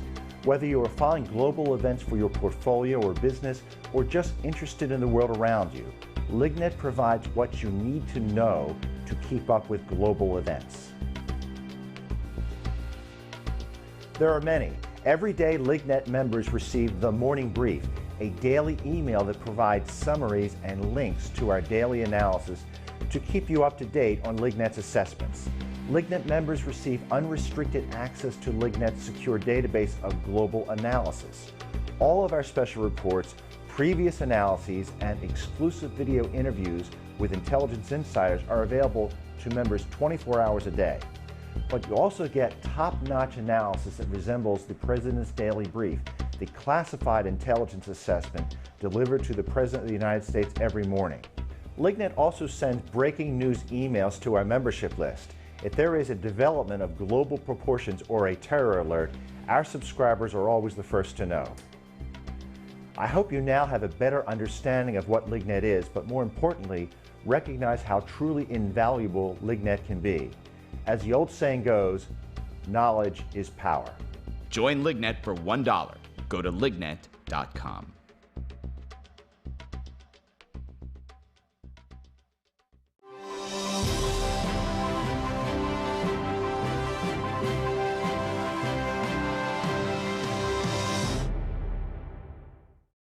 Breaking news and breaking hearts. This is the Steve Malzberg Show. Last September 21st, as the northern hemisphere tilted away from the sun, scientists reported with unprecedented alarm that the North Polar ice cap is, in their words, falling off a cliff. One study estimated that it could be completely gone during summer in less than 22 years. Another new study to be presented by U.S. Navy researchers later this week warns it could happen in as little as 7 years.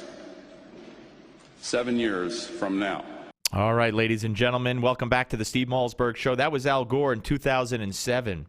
So 7 years from now would be next year. And some disturbing new findings.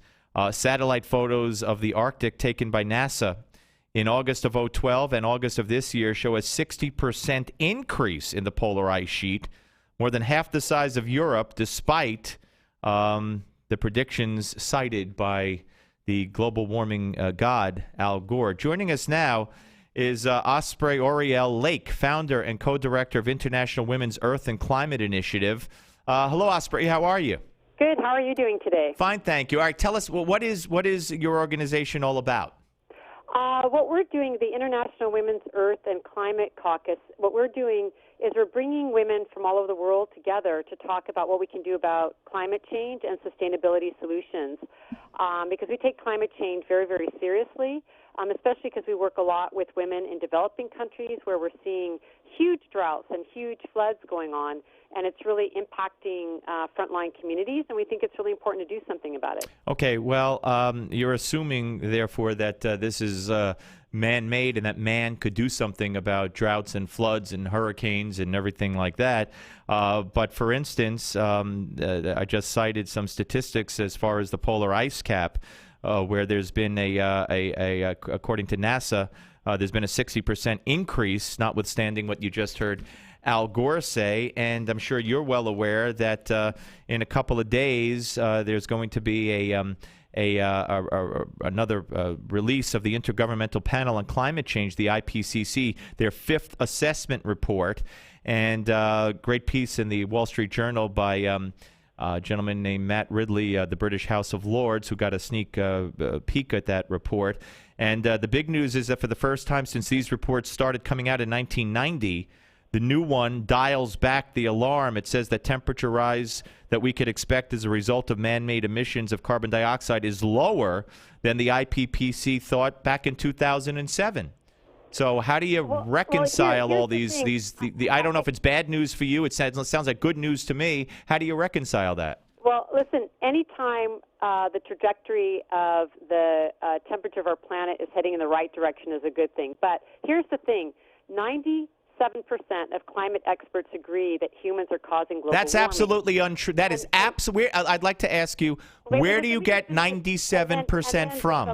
The last decade, according to scientists, between 2000 and 2009 was the hottest on record. Okay, where do you get your 97% of scientists figure from? I'd like to know.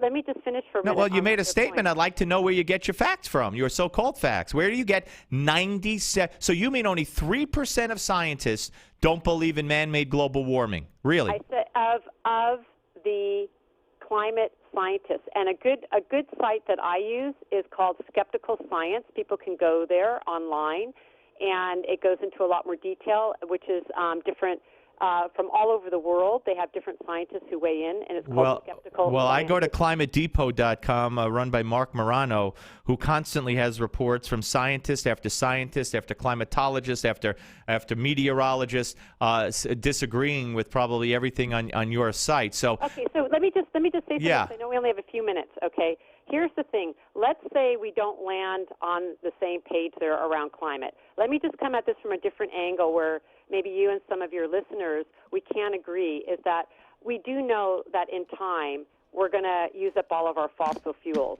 And it just seems like a really good idea to pivot at this point while we can to clean energy like solar and wind and geothermal, which are better for the environment and better from a national security perspective. Well, what do you say we're going to run out? What makes you say we're going to run out? When are we going to? When are we going to run out? In 10 years? In 1,000 years? When are we running out? You know how much oil and natural gas we have that's untapped in this country and around the world?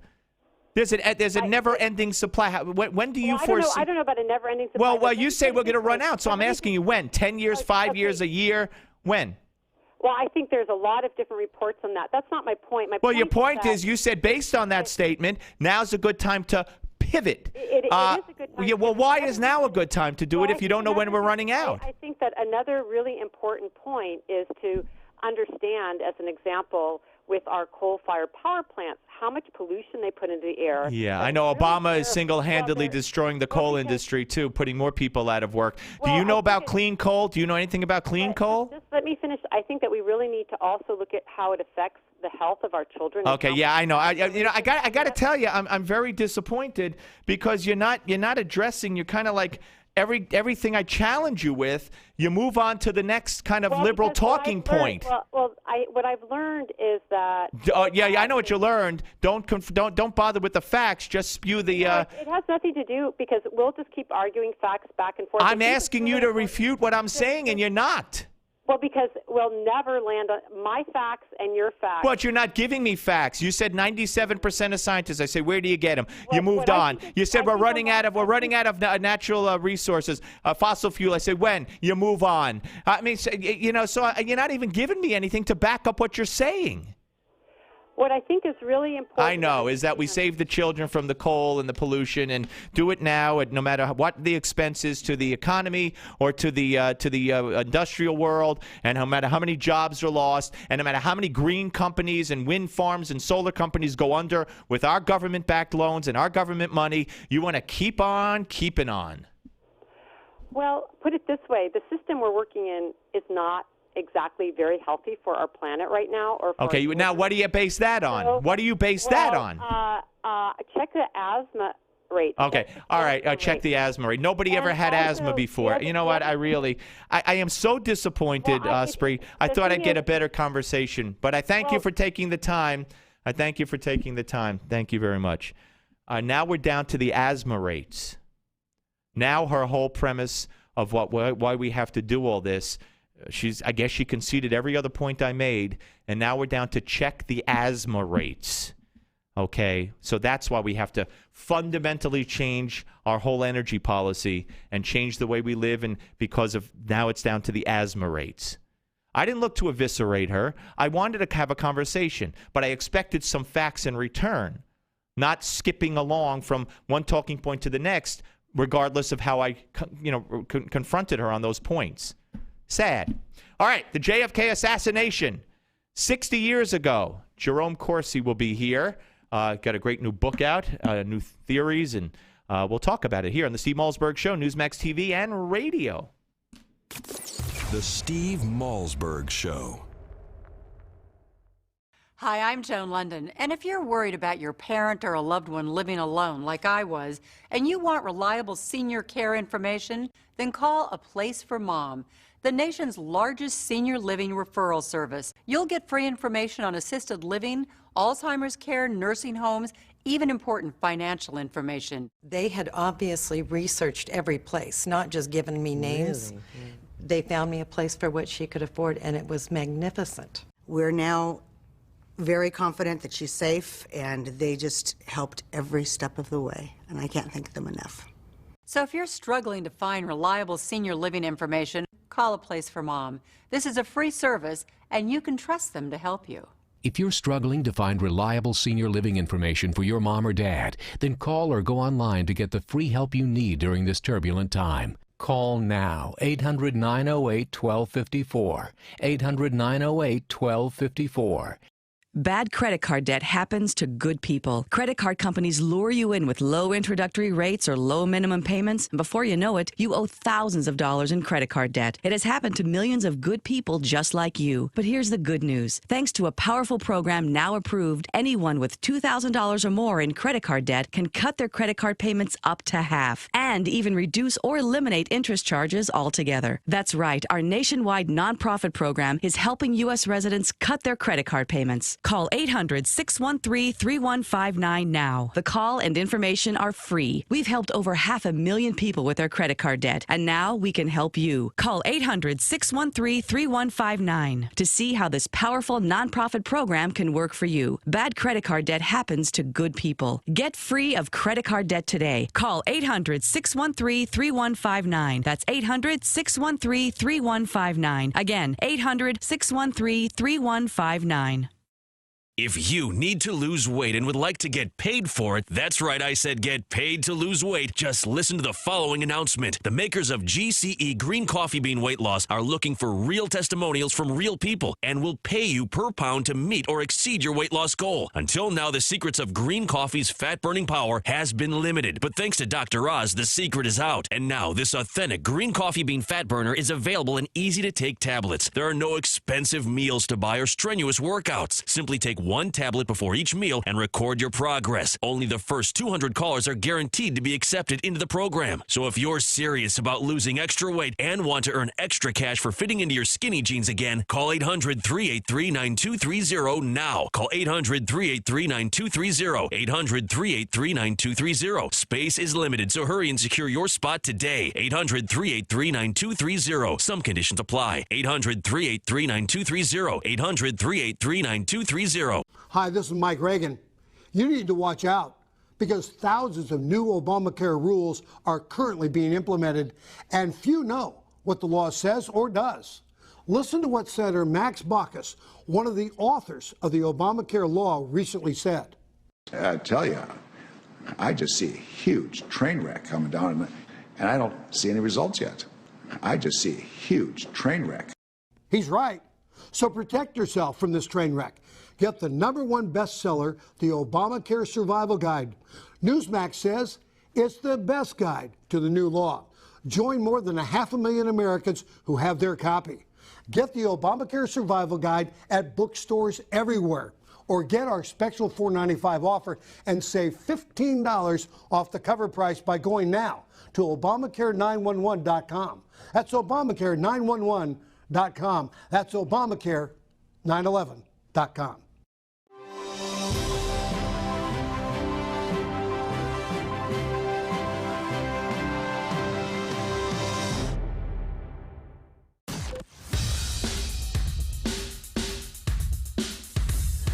This is not your typical Screamfest talk show. No. This is the next generation of talk radio. Here is Steve Malzberg. All right, ladies and gentlemen, welcome back to the Steve Malzberg Show. It's one heated interview after the next. And you could feel free to weigh in, 855-777-9660, 855-777-9660. Who really killed Kennedy? 50 years later, stunning new revelations about the JFK assassination. And that is the title of the new book, which I have in my hands, written by New York Times bestselling author Jerome Corsi. Hey, Jerry, how are you? Good, Steve. It's great to be back with you. Well, Thank you. it's a pleasure to have you. This is riveting. I mean, I am always riveted by the facts surrounding the Kennedy assassination, or the facts that have been left out of the Kennedy assassination and what really took place. And you just present some fascinating new revelations, if you will, new facts that we haven't heard before, and some that we have heard before, and put it all together. And let me ask you, who really killed Kennedy? First of all, start out with it.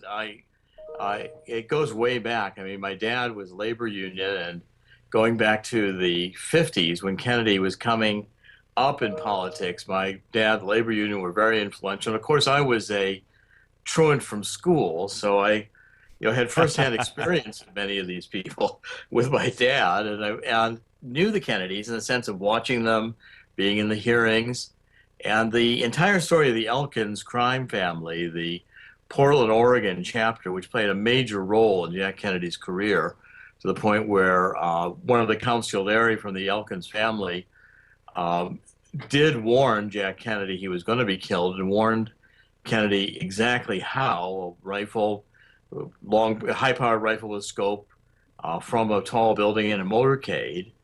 And to answer your question, as I go through all the evidence, and there is a lot of information here people don't know. It has, after 50 years of researching it, I decided I better finally tell the story. Joseph Farah encouraged me to do so, or it might never get told.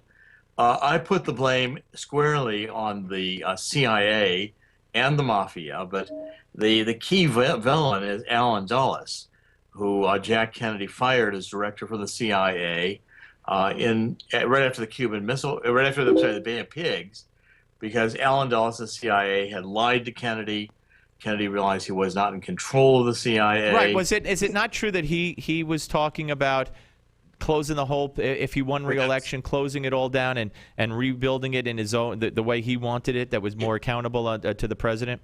He said he wanted to break up the CIA into 1,000 pieces. And Jack Kennedy, had he lived, would have broken up the CIA into 1,000 pieces. This was the key issue. The CIA was rogue. Allen Dulles, the CIA, going back to the period before World War II, Allen Dulles, his brother John Foster Dulles, with Harriman Brothers, had helped finance Hitler and been part of this New World Order. And by the way, the patriarchs of the Bush family, George Walker Bush and Prescott Bush and George Herbert Walker, those two were both members of the Harriman firm and had also participated in financing Hitler.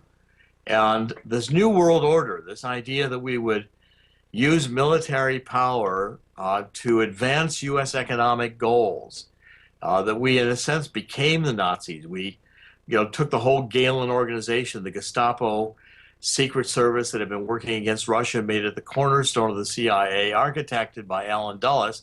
And when John Kennedy refused to use military power and lie and be tricked by the CIA to go to war in Laos or in Vietnam, he was pulling out of Vietnam. The CIA and the economic interests decided JFK needed to be eliminated. And this is not history, Steve. It's going on today. It was a coup d'etat, I argue in the book, and they present compelling evidence. And it answers questions, here's Saddam Hussein, and we don't find any weapons of mass destruction. Here's the CIA saying Syria and chemical weapons. Well, the UN reports, but they don't attribute the chemical weapons to Assad. The CIA's they don't weigh in on who did it. Actually, it's not their mandate. Yeah. But the point is, even back to the Tonkin Gulf resolution, Jack Kennedy, the day he died, had a speech in his pocket that said the United States would fulfill the commitment to help any nation fight for freedom, as long as that nation was willing to fight for its own freedom. He was not going to be bamboozled into a war by the New World Order forces, by utilizing U.S. military power to advance economic interests. And Kennedy drew that line. He also was not going to have a CIA that evolved into what we've got today, which is a massive NSA, CIA, almost dictatorship, totalitarian state of information gathering on the citizenry. Jack Kennedy did not want a covert CIA he couldn't control.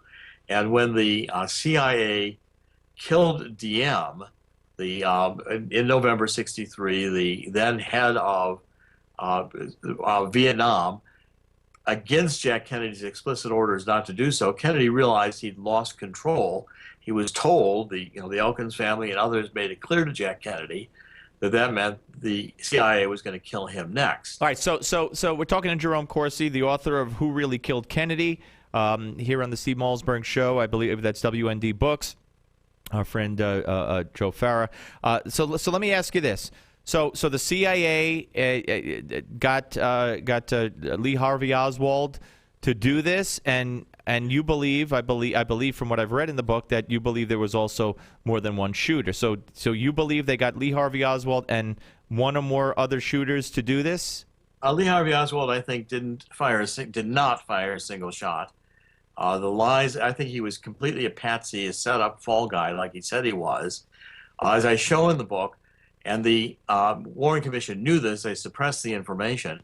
When Jack Kennedy was killed that month, Lee Harvey Oswald was on the payroll of the FBI as an informant, and a CIA file on Lee Harvey Oswald in the false defector program had existed since 1957. It was maintained by James Angleton, who was assistant to Allen Dulles even during World War II in Switzerland, helping the Nazis escape.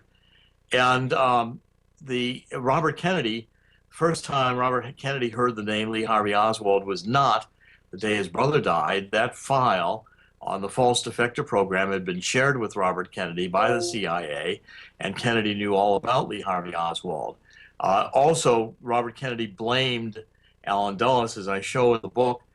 Robert Kennedy made sure he fired every member of the Dulles family that was in government and swore no Dulles would ever work for the United States government again. And you also talk about so Oswald had ties to the KGB, right? Not only the FBI, was he Yes. had an FBI working for the FBI, but had previously been with the KGB? Is that what you're saying? Well, certainly the KGB, when Oswald defected, had recruited him and was working with him. And I interview and discuss at length Pasepa, who is one of the top KGB defectors from the ex-Soviet Union, from Romania, who presents evidence the KGB believed they were in control of Lee Harvey Oswald. I don't believe that's the case. I show in the book, really revelations people don't realize.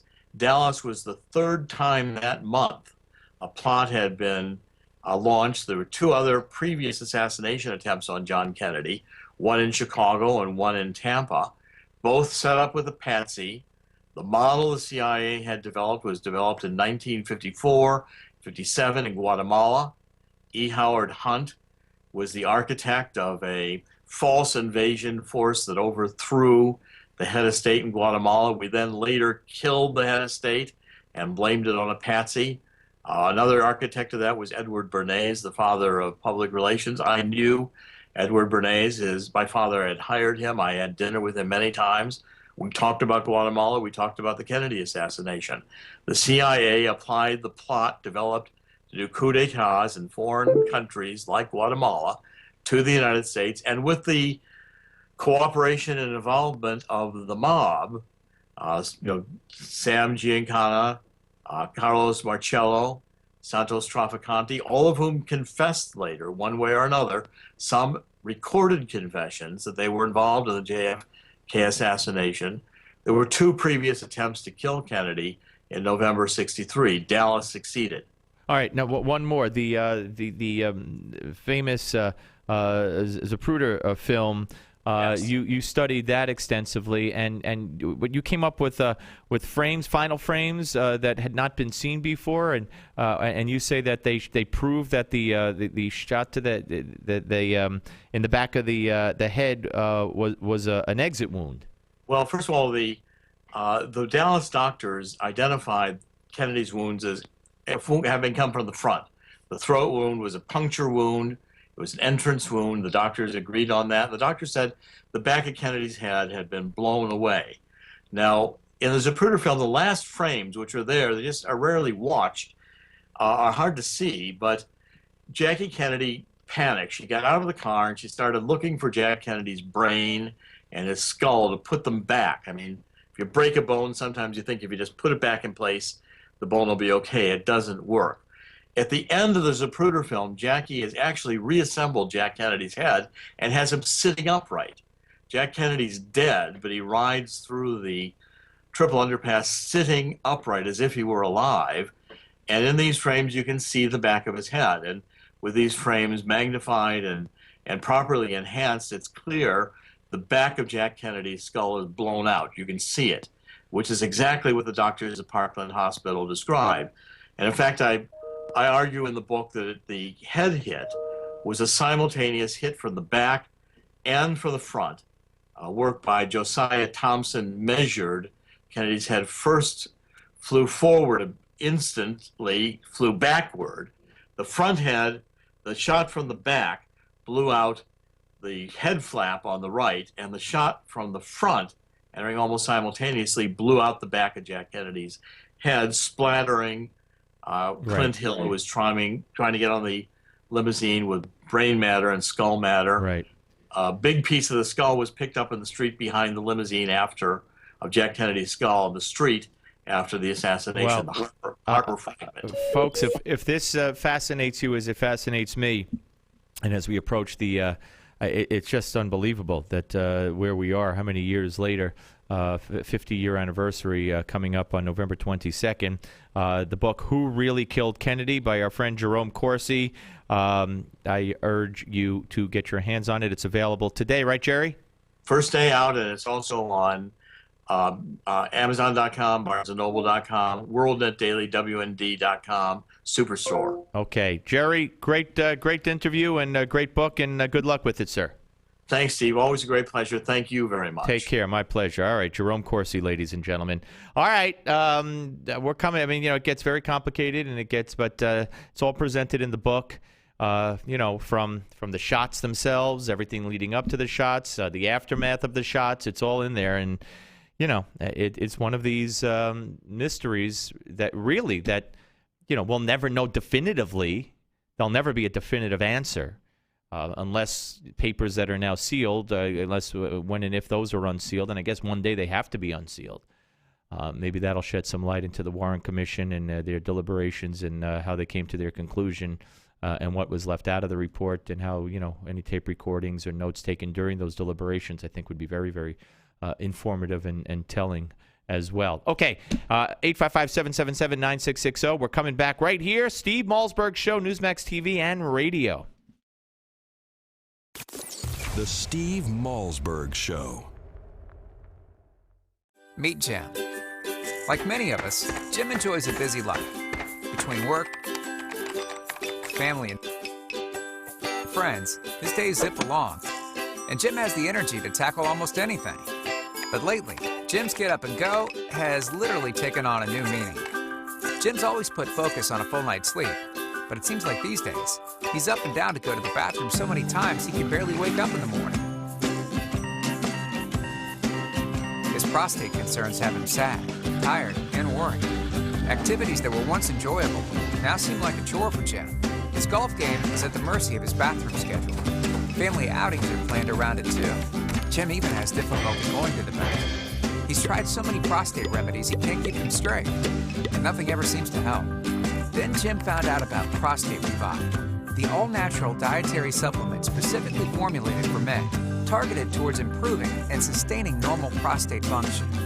Prostate Revive includes 15 super ingredients never combined before, including saw palmetto extract, beta-cytosterol, pomegranate fruit extract, selenium, and other high-quality nutrients. These targeted and all-natural ingredients promote healthy urinary flow and optimal prostate health. And the best part is, Prostate Revive was developed by a renowned medical doctor. Dr. David Brownstein personally formulated Prostate Revive with one goal in mind: to promote a healthy prostate gland. Thanks to Prostate Revive, Jim's got his life back. He gets a full night's sleep every night, and his friends and his wife can't believe he's the same guy. He has his old energy back, and no one has to wait for him. He doesn't even think about his prostate concerns anymore. Visit MedicSelect.com to take back your nights and improve your quality of life with Prostate Revive.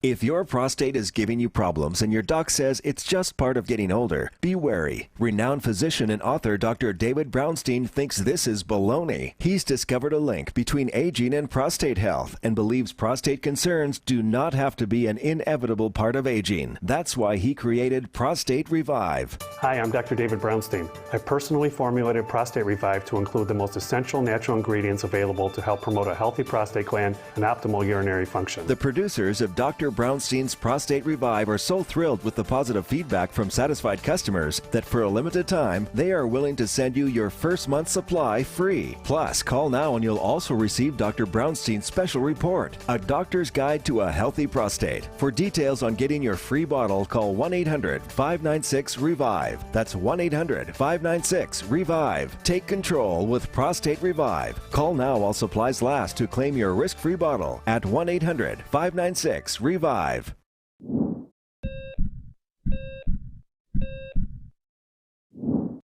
in the midst of an obesity epidemic, and I'm not surprised. The statistics on obesity mirror an increasing trend of eating out or ordering in. In fact, some people dine out every night, but eating in restaurants is one of the biggest enemies of your heart.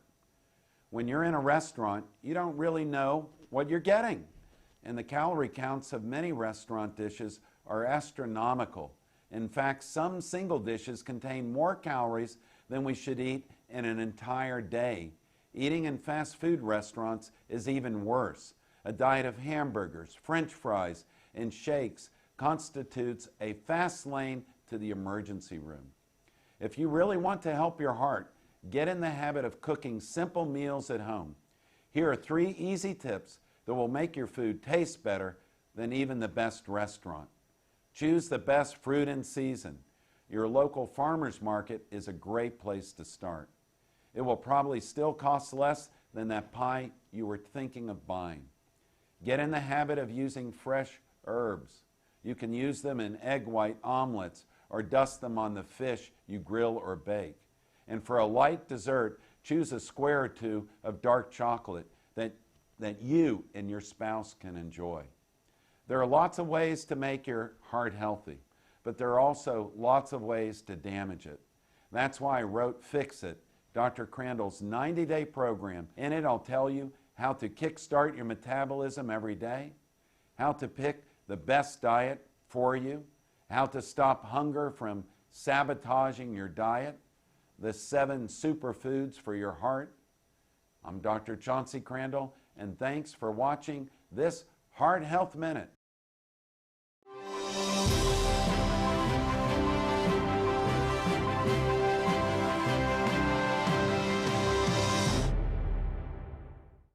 The Steve Malzberg Show is just a bit different from the other radio shows. We have TV cameras. Watch the show at Newsmax.com or listen on your favorite radio station.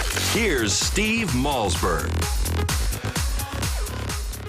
Meanwhile, we're talking about not only 12 years after 9/11 and the Middle East, Benghazi. Back as a political focus this week. It is. The House Republicans have not dropped this as an issue. They didn't talk about it last week during the 1-year anniversary of the Benghazi attack, but this week on Thursday alone, 3 different hearings are going to be taking place on the same day on Capitol Hill. House Republicans, they don't want to drop this. Yeah, imagine that. They haven't dropped it, they don't want to drop it, and they're not going to drop it, and they shouldn't drop it. Welcome back to the Steve Malzberg Show. An incredulous Chuck Todd talking to David Gregory on Meet the Press. Those evil Republicans, they won't drop Benghazi. Just incredible. 855-777-9660. Who do we have? Okay, Wes is in Alabama weighing in on the Steve Malzberg Show. Hey, Wes, how are you? I'm really good. Hey, I want to just say I'm along with you 100% on what you told that lady earlier. These liberal people really got to get it together. For those who don't know, you're talking about the founder and co-director of the International Women's Earth and Climate Initiative? Yeah. Yeah, I mean, she had nothing. I mean, every time I gave her a fact or dispelled one of hers or asked her to prove what she was saying, she just went on to the next talking point. Well, the whole thing is all these liberal people are out there and they're weighing in on comments on stuff and listening to the federal government say this and that about, we need to do this. We need to make it right for the people. They work for us. We don't work for them. And that's what it's turned around into. The working man that's out there every day, now we work for the federal government. Yeah, we ain't get nothing for it. I agree with you. Us guys that work every day, I work every single day. I pay my taxes. I do all the right stuff that I'm supposed to do, but I'm the one that has to take concessions on my paycheck to keep my job. When's the federal government going to say all these legislators, all these congressmen, all these senators need to step back and look at what they make a year, and maybe they need to take a concession, get rid of some of their aides and some of their helpers and everybody else they're paying, and take it on the chin one time for the working man. Well, I hear you, and it's certainly a legitimate concern, and one that's shared by probably most Americans. Unfortunately, we don't have Republican leadership in the House or the Senate that fights for that, and it's pretty disgusting. But I thank you for calling, my friend. Spread the word about the show, okay? Hey, you bet. I love it. Thank you. Take care, my friend. Very nice, man. All right, let's go back to Benghazi here for a second. We do have those hearings coming up on Thursday, 3 committee hearings. We'll try to talk to at least one of the congressmen involved in one of them. But I want you to hear Cheryl Atkinson. Cheryl Atkinson hadn't done a report on Benghazi since May on CBS. You know, they gave her a hard time. You know, the news director's brother or brother-in-law works at the White House on Benghazi issues is the story as it goes, if I recall correctly. And they were after her. She claimed her computer was hacked into and someone had infiltrated her computer. And, but she was just telling the truth on Benghazi. She was trying to get answers on Benghazi. And here's Cheryl Atkinson's report from last night on CBS or yesterday morning on one of the two on CBS News, Cut 20. The ARB blamed 4 of Kennedy's subordinates for security lapses, but State Department witnesses testified those employees sometimes had little to no responsibility for the poor decision. Congressional Democrats and the State Department defend the ARB as one of the most comprehensive reviews in history. The lead Democrat on the House Oversight Committee, Elijah Cummings, said, quote, Republicans have politicized the investigation in a systemic effort to launch unsubstantiated allegations. The fight will continue later this week when Pickering is set to testify before the House Oversight Committee. Okay, so here you have the ARB. That's the report that cleared everybody basically in the state. It was the most comprehensive report ever done looking into Benghazi. Didn't talk to Hillary.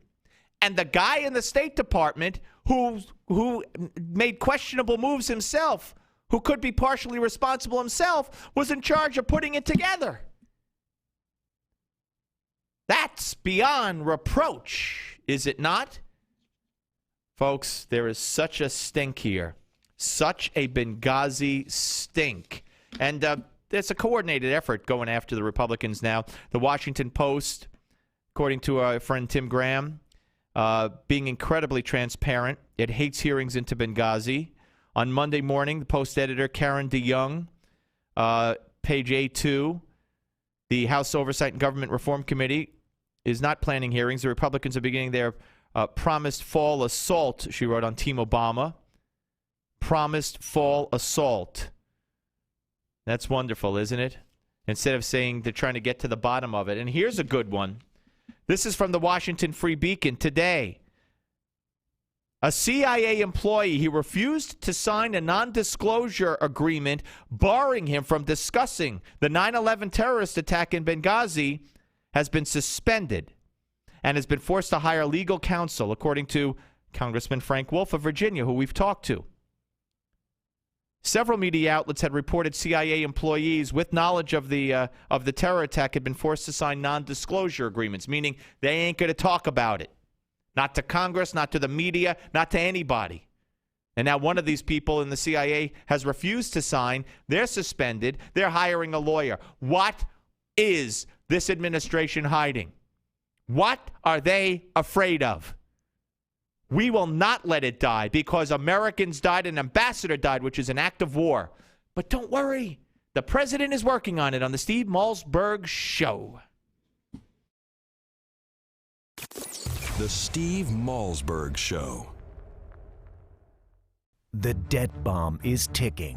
U.S. Treasury says our national debt will hit $28 trillion by 2018. Every second you keep your savings in paper investments, the national debt destroys your savings and your retirement. But just as the national debt has more than tripled in the last decade, so has gold. Gold rises with debt more than any other asset on Earth. So as the national debt doubles in the next 5 years, where do you think your savings and IRA need to be?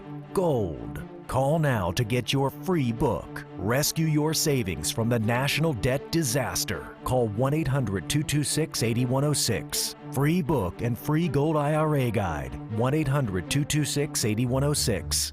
Stop the government from stealing your savings through reckless spending. Get your free book. Rescue your savings from the national debt disaster. 1-800-226-8106. 1-800-226-8106. 1-800-226-8106.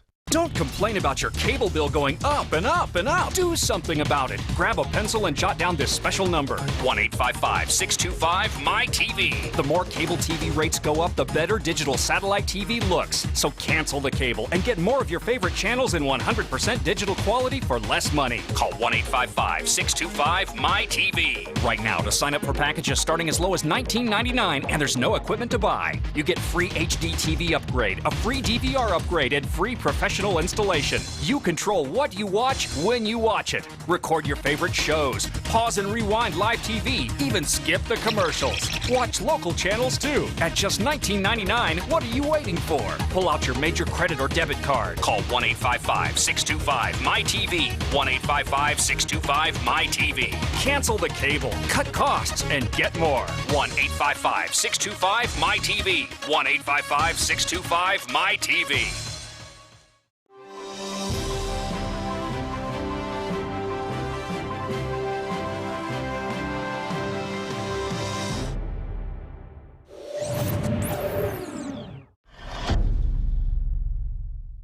Hello and welcome to your Newsmax Now update. I'm John Bachman. The death toll now stands at 13 after that mass shooting at Washington, D.C.'s Navy Yard. Police have identified the shooter as 34-year-old Aaron Alexis. He was reportedly killed during a shootout with police on the scene. Authorities are now doing everything they can to find more information about the former Navy reservist. The 12 victims were all civilian contractors at the base. The FBI is now looking for more information from the public about Alexis. Here is his brother-in-law talking to reporters yesterday. No one saw it come in, no one knew anything, so all of this is just, it's just shocking. Now, authorities do not believe that Alexis has any ties to any terrorist organizations. And President Obama called the shooting a cowardly act yesterday, but shifted quickly from the Navy shooting to mark the 5th anniversary of the economic crisis. The president called on Congress to find a compromise to pass a budget solution without delay. He said not doing so would be, quote, the height of irresponsibility, and more gains by Congress would reverse what the president called all the progress we've made over the last 4.5 years. The idea of reversing that progress because of an unwillingness to compromise or because of some ideological agenda is the height of irresponsibility. It's not what the American people need right now.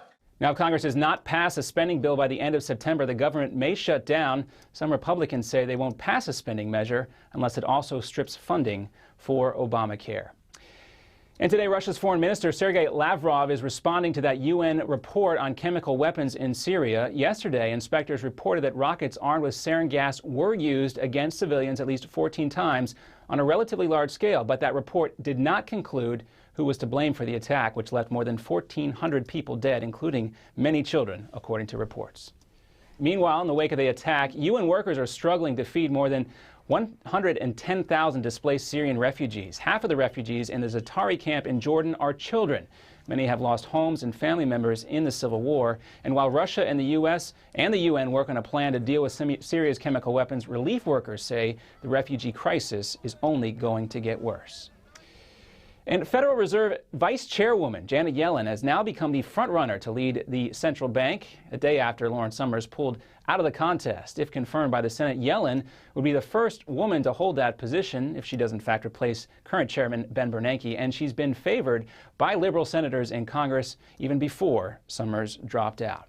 And coming up next on your Newsmax Now update, you've seen that historic flooding that's ravaged Colorado, but it's hitting other states out west hard too. See how floodwaters turned one New Mexico city into a ghost town. Plus, a Newsmax exclusive with Donald Trump. He responds to the president's comments on the economy 5 years after the beginning of the Great Recession. If you are successful at what you do, whether you're a doctor, a lawyer, a business owner, or you have a great career, you understand the concept of protecting yourself. Well, are you protecting yourself, your family, and your assets with quality term life insurance? Consider these possible rates. A man age 45, non-tobacco user could obtain $1 million of coverage for as little as $75 a month. And this rate is fixed for the next 10 years. We specialize in policies of $500,000 and above. A man age 50, non-tobacco user may be able to obtain $500,000 of coverage for as little as $115 a month. And this rate is fixed for the next 20 years. We have great rates for smokers too. Call the Term Lifeline now. 800-430-1309, 800-430-1309, 800-430-1309. Drug, alcohol, and gambling addiction can be devastating for you and your loved ones. Don't let the disease of addiction ruin everything you've worked so hard for. The Treatment Helpline has helped thousands of people just like you take control of their addictions and live healthier, cleaner, and happier lives. You are not alone. Now there's hope. The Treatment Helpline has helped people just like you overcome their addiction. If you or a loved one is suffering from a drug, alcohol, or gambling addiction, let us help you today. Call 1-800-813-9821. Our seasoned addiction treatment professionals can show you how to use your private health insurance to help cover the costs of this life-changing program. Call now and get a free confidential consultation. 1-800-813-9821. That's 1-800-813-9821. Help is only a phone call away. Call 1-800-813-9821. That's 1-800-813-9821.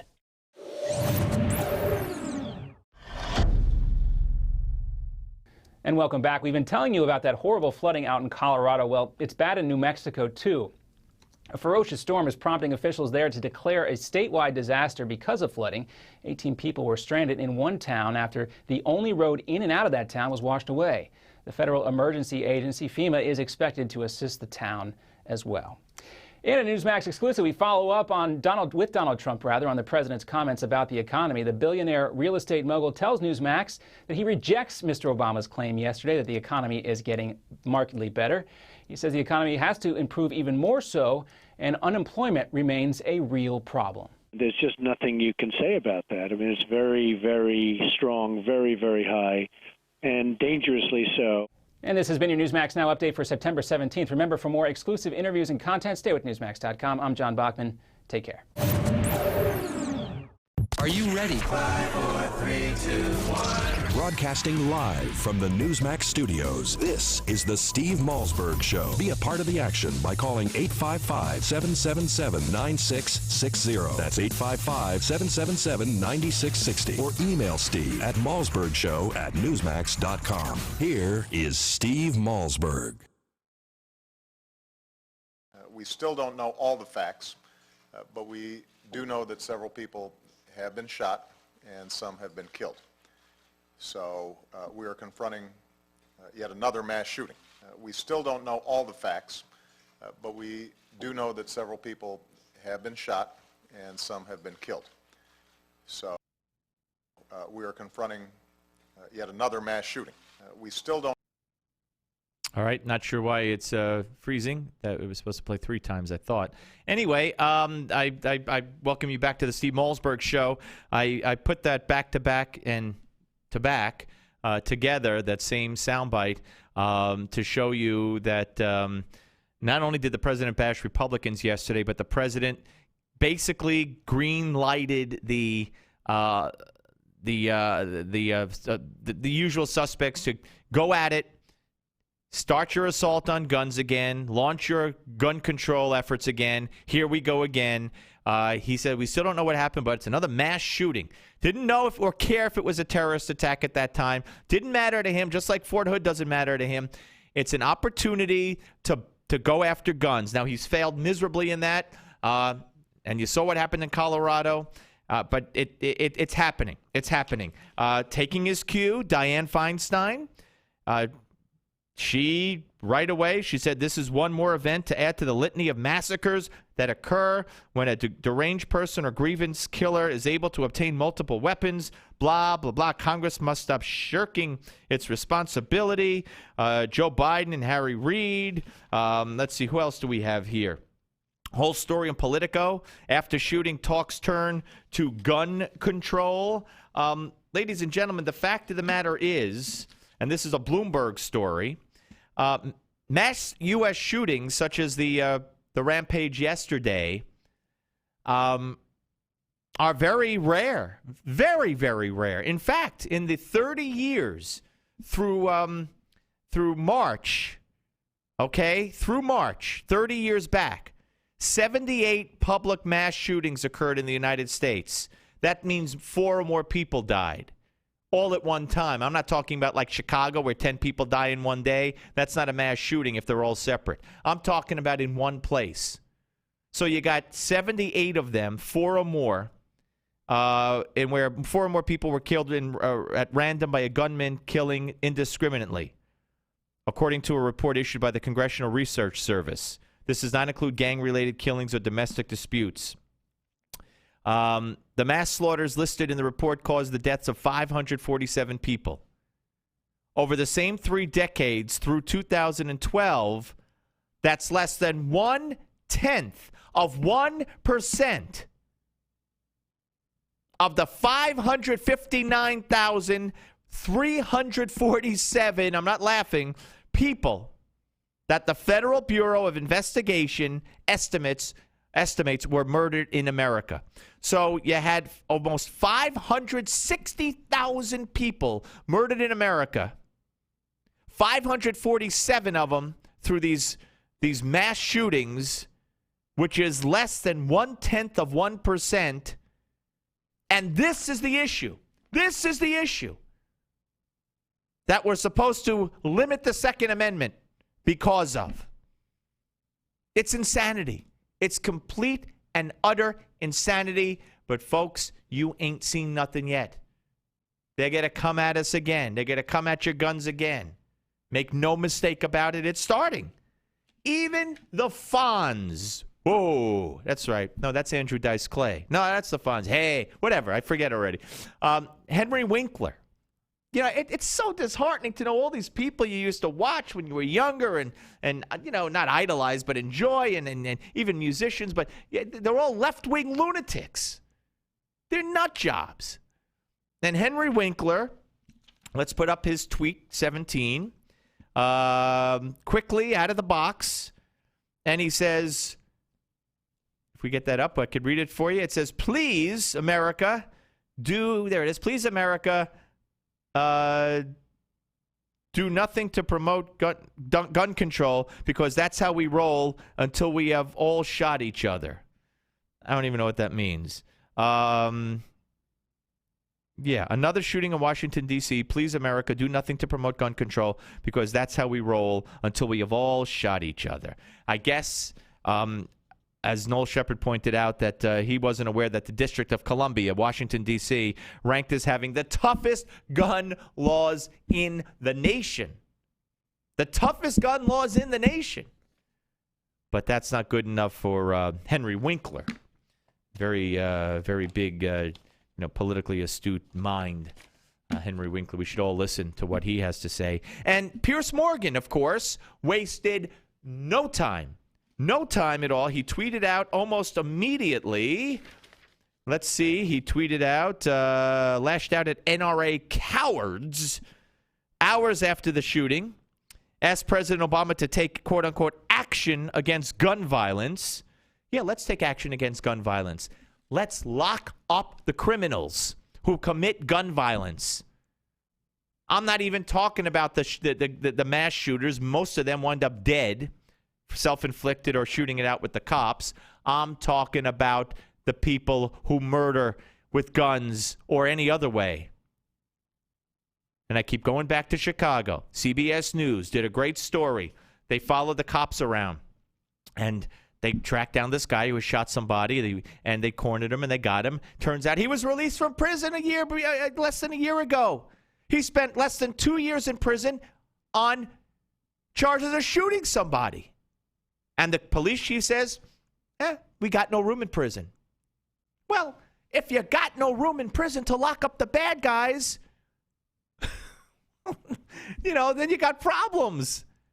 And, of course, if you want real gun laws, here are the gun laws.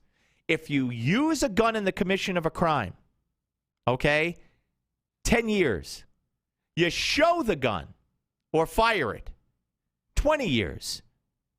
And if you shoot somebody, then 25 to life. How's that for gun laws? How's that for gun control? Put the bad guys away for a long time. Nope, that's not good. Take your gun away and my gun away. That's the answer to the left. As long as their security guards could keep their guns, of course. So the full frontal assault, dare I say, is on. And it's only going to get worse. Only going to get worse. You mark my words. Now, when we come back from this break, and we're breaking early because I want to spend more time with our friend, Pete Hoekstra, who last Friday sat in this chair so ably. And he will join us right here to talk about a piece that he wrote, which asks the question, why can't Congress master the simple art of multitasking? And very true, very, very true. A man who spent 18 years in the House of Representatives. We'll talk to Pete Hoekstra when we come back right here on the Steve Malzberg Show on Newsmax TV and radio. The Steve Malzberg Show.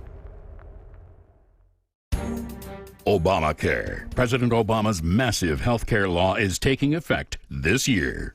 With over 15,000 pages of regulations, few even know what it means. Now, the Obamacare Survival Guide by Nick Tate gives you the shocking facts about this law. It's a step-by-step guide on how you can protect yourself. Already the New York Times bestseller, every American needs to get the Obamacare Survival Guide and find out about the new taxes, hidden fees, fines, Medicare changes, business rules, and why doctor shortages are likely. Donald Trump says the Obamacare Survival Guide is a must-read for anyone worried about getting good health care for themselves or their employees. So get the Obamacare Survival Guide. It's at bookstores, or get our special offer at Obamacare911.com and you'll save $15. Go now to Obamacare911.com. Obamacare911.com. In 2013, half of your friends, family, and neighbors may lose their jobs, and you may be forced to watch helplessly as you are robbed of 90% of your life savings, all while your home's value is eradicated. Controversial economist Robert Wiedemer believes we will soon stare down a secret crisis that will rival the Great Depression. It was Wiedemer's 2005 book, America's Bubble Economy, that warned of coming meltdowns in our housing and stock markets. Washington did not heed his call, and folks on Main Street lost $50 trillion from the recession.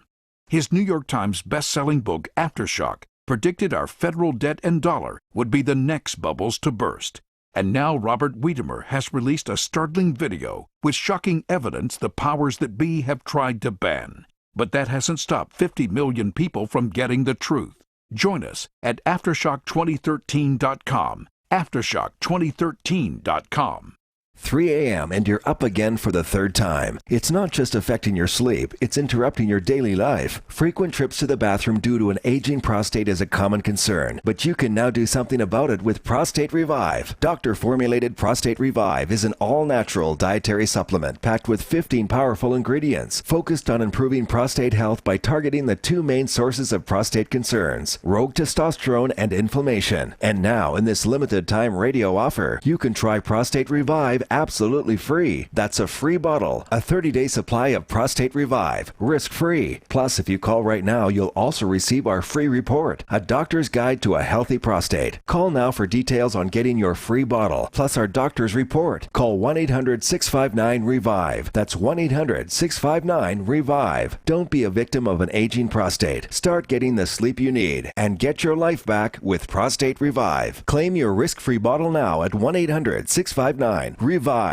According to the FBI Uniform Crime Report, there are over 5,000 robberies every day. Your home could be at risk of being burglarized. Don't put your loved ones and valuables in jeopardy. For just over $1 per day, your home can be protected from break-ins, fire, and more. Get the latest home security technology from Protect Your Home, your ADT authorized dealer. Over 6 million households sleep better at night with ADT monitored home security. What's more, Protect Your Home is offering you their latest equipment, an $850 value, absolutely free for qualified customers. Protect your loved ones and home today. Call now for licenses and to find out more. The call is free, 1-800-949-8201. That's 1-800-949-8201. Again, 1-800-949-8201. $99 installation charge, 36-month monitoring agreement at $36.99 per month. Payment by credit card or electronic bank account charge. For new homeowner customers with satisfactory credit history only. Local permit fees may be required. Certain restrictions apply. Cannot be combined with any other offer.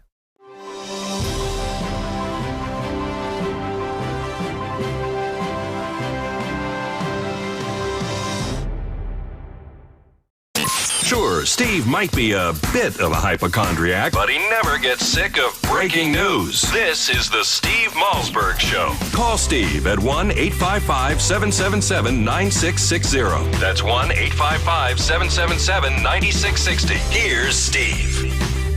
All right, folks, we are back on the Steve Malzberg Show, and joining us now is our friend, former Congressman Pete Hoekstra, former chair of the House Intelligence Committee, and of course, you saw him here and heard him here last Friday, filling in for me while I was off for Yom Kippur. Hello, Congressman. Hi, how are you? Good. How are you, sir? Hey, great. Boy, I had a good time on Friday. That was a lot of fun. You've got a great staff. You've got a great group of listeners, and you need a break or a vacation, give me a call. Will do. No, I do have a great staff, and we do have great listeners, and it's a fun show to do, and I'm glad you were able to do it. Very proud that you sat in this chair. Let me ask you before we get to your piece that you wrote for FoxNews.com the other day, and that is the president doing what he did, saying what he said. He's come under attack even from the left. We had Richard Wolffe here from MSNBC also criticizing him, saying that Republicans are bad, and do Republicans really want to, and he used the words, hurt people, all this while the shooting was, being investigated and unfolding, and they were picking up the bodies a few miles away. How is that possible? Well, I think one of the things that, and it came up, we talked about it a little bit on Friday on your show, is, the president can't get beyond Chicago-style politics, and it's partisan politics almost all the time. Even as he was trying to get the votes for this Syrian revolution, to get the okay to have a strike against Syria, what did the president do? Every time he got up and gave a speech, including that Tuesday night, he keeps mentioning Iraq and Afghanistan. Well, when he's doing that, what Republicans hear is, I'm not going to screw up like Republicans did in Afghanistan and Iraq. And it's kind of like, Mr. President, get over it. Don't bring up this anymore. You need Republicans. You're going to need Republicans over the next 2 weeks as we hit the debt ceiling, as we hit the end of the year. Get above it. You're the President of the United States. You've been elected to 2 terms. You don't need to engage in partisan politics. Rise above it. President just can't seem to do that. Bill Clinton was able to do it. George Bush was able to do it. But that goes right into what you. Sorry to interrupt, but it just dovetails right into what you wrote about at Fox News, which is asking the question, why can't Congress master the simple art of multitasking? And as you point out, this has been done before, where various issues are addressed at the same time and consensus is reached. Look, I'm not against not reaching consensus if the compromise is bad for the country or bad for, you believe it's bad for America, and you just don't want to go there. I'd rather have nothing happen. But as you point out, in the past, presidents have made the effort. Presidents have not just done nothing but trash his opposition and the other party. It has to lead to nothing getting done. Yeah, it really does. I think, Fox News asked me to write something. I was talking to them. They said, hey, why don't you write something about Congress's inability to multitask? And I think what they were talking about was, why can't Congress be talking about the debt ceiling, the continuing resolution, and Syria all at the same time? Right. And I looked at it a little bit differently, and I said, the multitasking is, and like I said in the op-ed piece, Bill Clinton and Newt Gingrich were awesome at multitasking. everybody remembers them as kind of, pretty very tough and effective partisan politics. They could be as hard on the other party as anybody. And at the same time, they always found a way to, kind of come together on policy. We reformed the welfare system, we cut taxes, we grew the economy, we balanced the budget. So those guys were able to be partisans, and they were able to lead their parties in governing. They were political leaders, and they were governing leaders. And that's kind of what, Congress and the president can't do right now. It seems like they're partisan politics all of the time, and they can't find a little bit of time to get in the back room and cut some political deals and get America moving. Yeah, no, it does seem that way. You're absolutely right, and I don't know that it could change. It's been 5 years with this. Well, 2 years the president had basically a carte blanche to try to do anything he wanted to do because he controlled the House and the Senate. But after the first 2 years, so for 2 now 3 years, it's been this way. And do you see any hint of it changing at all? No, I mean, like I said, I thought the perfect time for the president to change was when he desperately needed Republican votes on Syria. He knew he was not going to get enough votes out of his Democratic Party to get him to 218 votes. He was going to need Republicans. And, if that was the perfect time for him to say, hey, we're not talking about the past anymore. We're not going to talk about Libya, Egypt, Afghanistan, Iraq. This is the future. This is really, really important. We got to get this right. Let's rise above partisan politics and let's focus on getting the job done in Syria. And he didn't. The night he gave the speech, last week Tuesday night, I about a quarter of the way through, I just kind of hit myself, and you pound your forehead and say, God, why didn't I do this? I wanted to just put a line on a sheet of paper every time he mentioned the word Iraq or Afghanistan. But, on foreign policy, that was the time for him to really set the tone and set a tone of, hey, we're going to govern and we're going to do Syria right. And that would have led into a much better discussion of, very tough things, the debt ceiling and the continuing resolution. But, no, I don't see any signs of it at all. I talked to a bunch of members on the Hill today. They don't know where they're going to go and where we're going to be at the end of next week when, we end up at the end of the fiscal year. And Congress has not passed one appropriations bill through the House and the Senate and gotten it to the president for the president to sign. I mean, usually they do 13. It's not every year they get them all done, but when's the last time they didn't do one? Absolutely, and of course, Congressman, on Thursday there's going to be, I think, 3 separate hearings on Benghazi, and we get word today from Frank Wolffe of Virginia that his office was informed about the CIA employee who was, refused to sign a non-disclosure, as reports that we got several weeks ago indicated that anybody in the CIA or who was involved with Benghazi and knew the story had to sign a non-disclosure and was forbidden from talking to the media or the Congress. And long story short, he refused to sign this, and now he's been suspended and has hired a lawyer. There must be you're led to believe there's so much that they are hiding here. I'm talking to a lot of folks about Benghazi. In my former role as chairman of the Intel Committee, you've got lots of friends, lots of sources. Everything tells me that, you just kind of feel it. You got the instinct that there's something terribly wrong here. And you've got leadership, and this is maybe where they are being bipartisan. You've got leadership on both sides of the aisle for some reason are not letting the Benghazi story be to be told. I think Frank right now, he was on the show on Friday.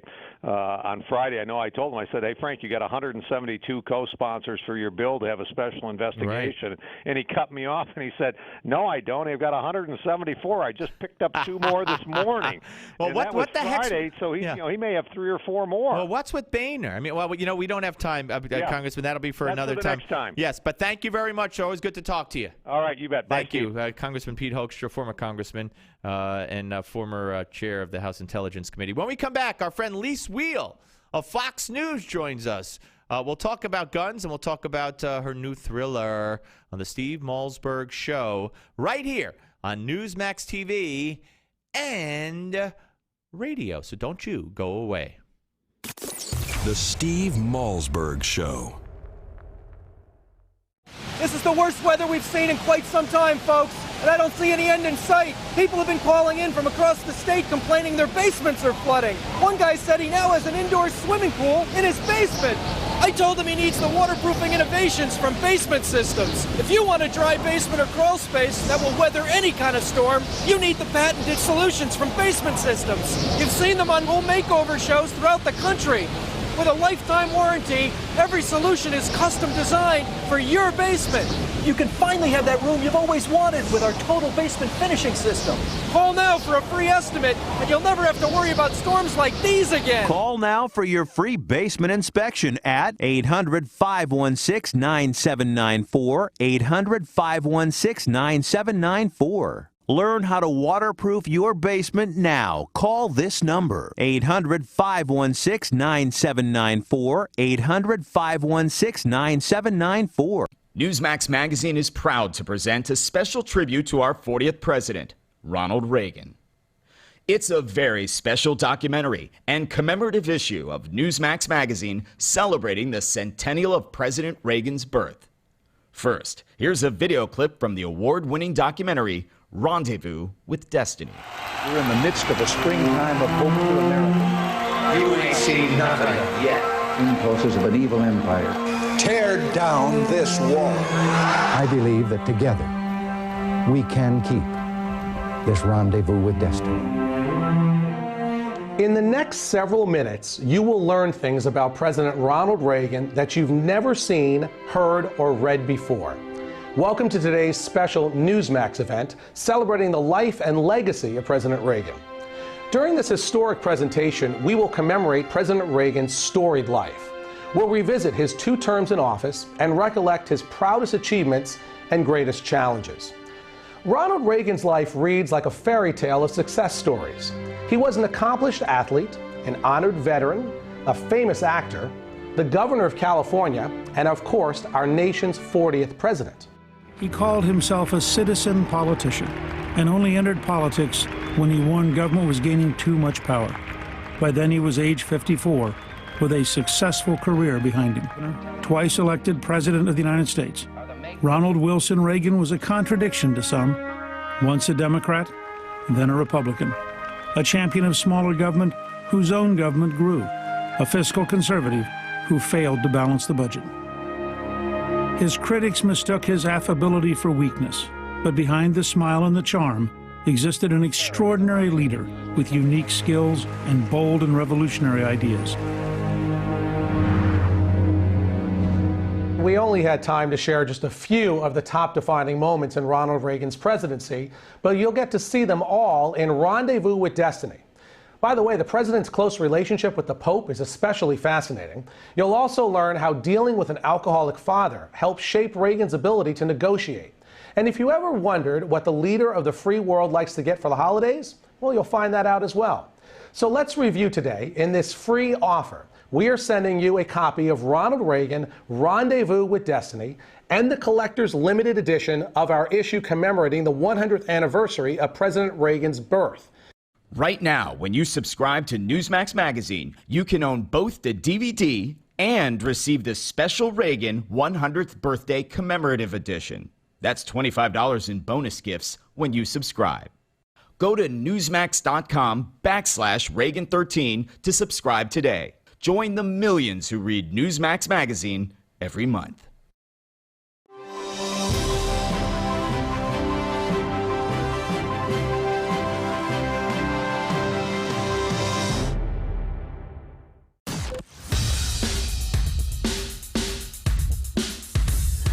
This is not your typical Screamfest talk show. No. This is the next generation of talk radio. Here is Steve Malzberg.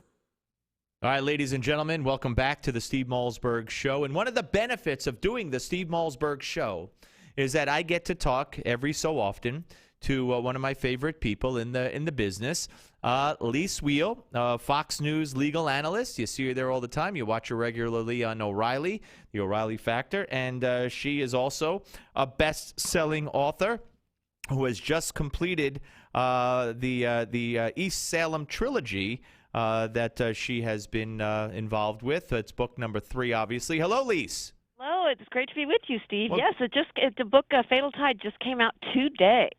Came out today. Oh, great timing. And you're beating O'Reilly and talking about it. I love beating O'Reilly. He'll be talking about it later tonight. I really love beating O'Reilly. Well, we're going to get to that book, and we have some time to do that. You got it. I know you got some free time down over there. So let's first talk about what's in the news, of course, and that is the shooting yesterday.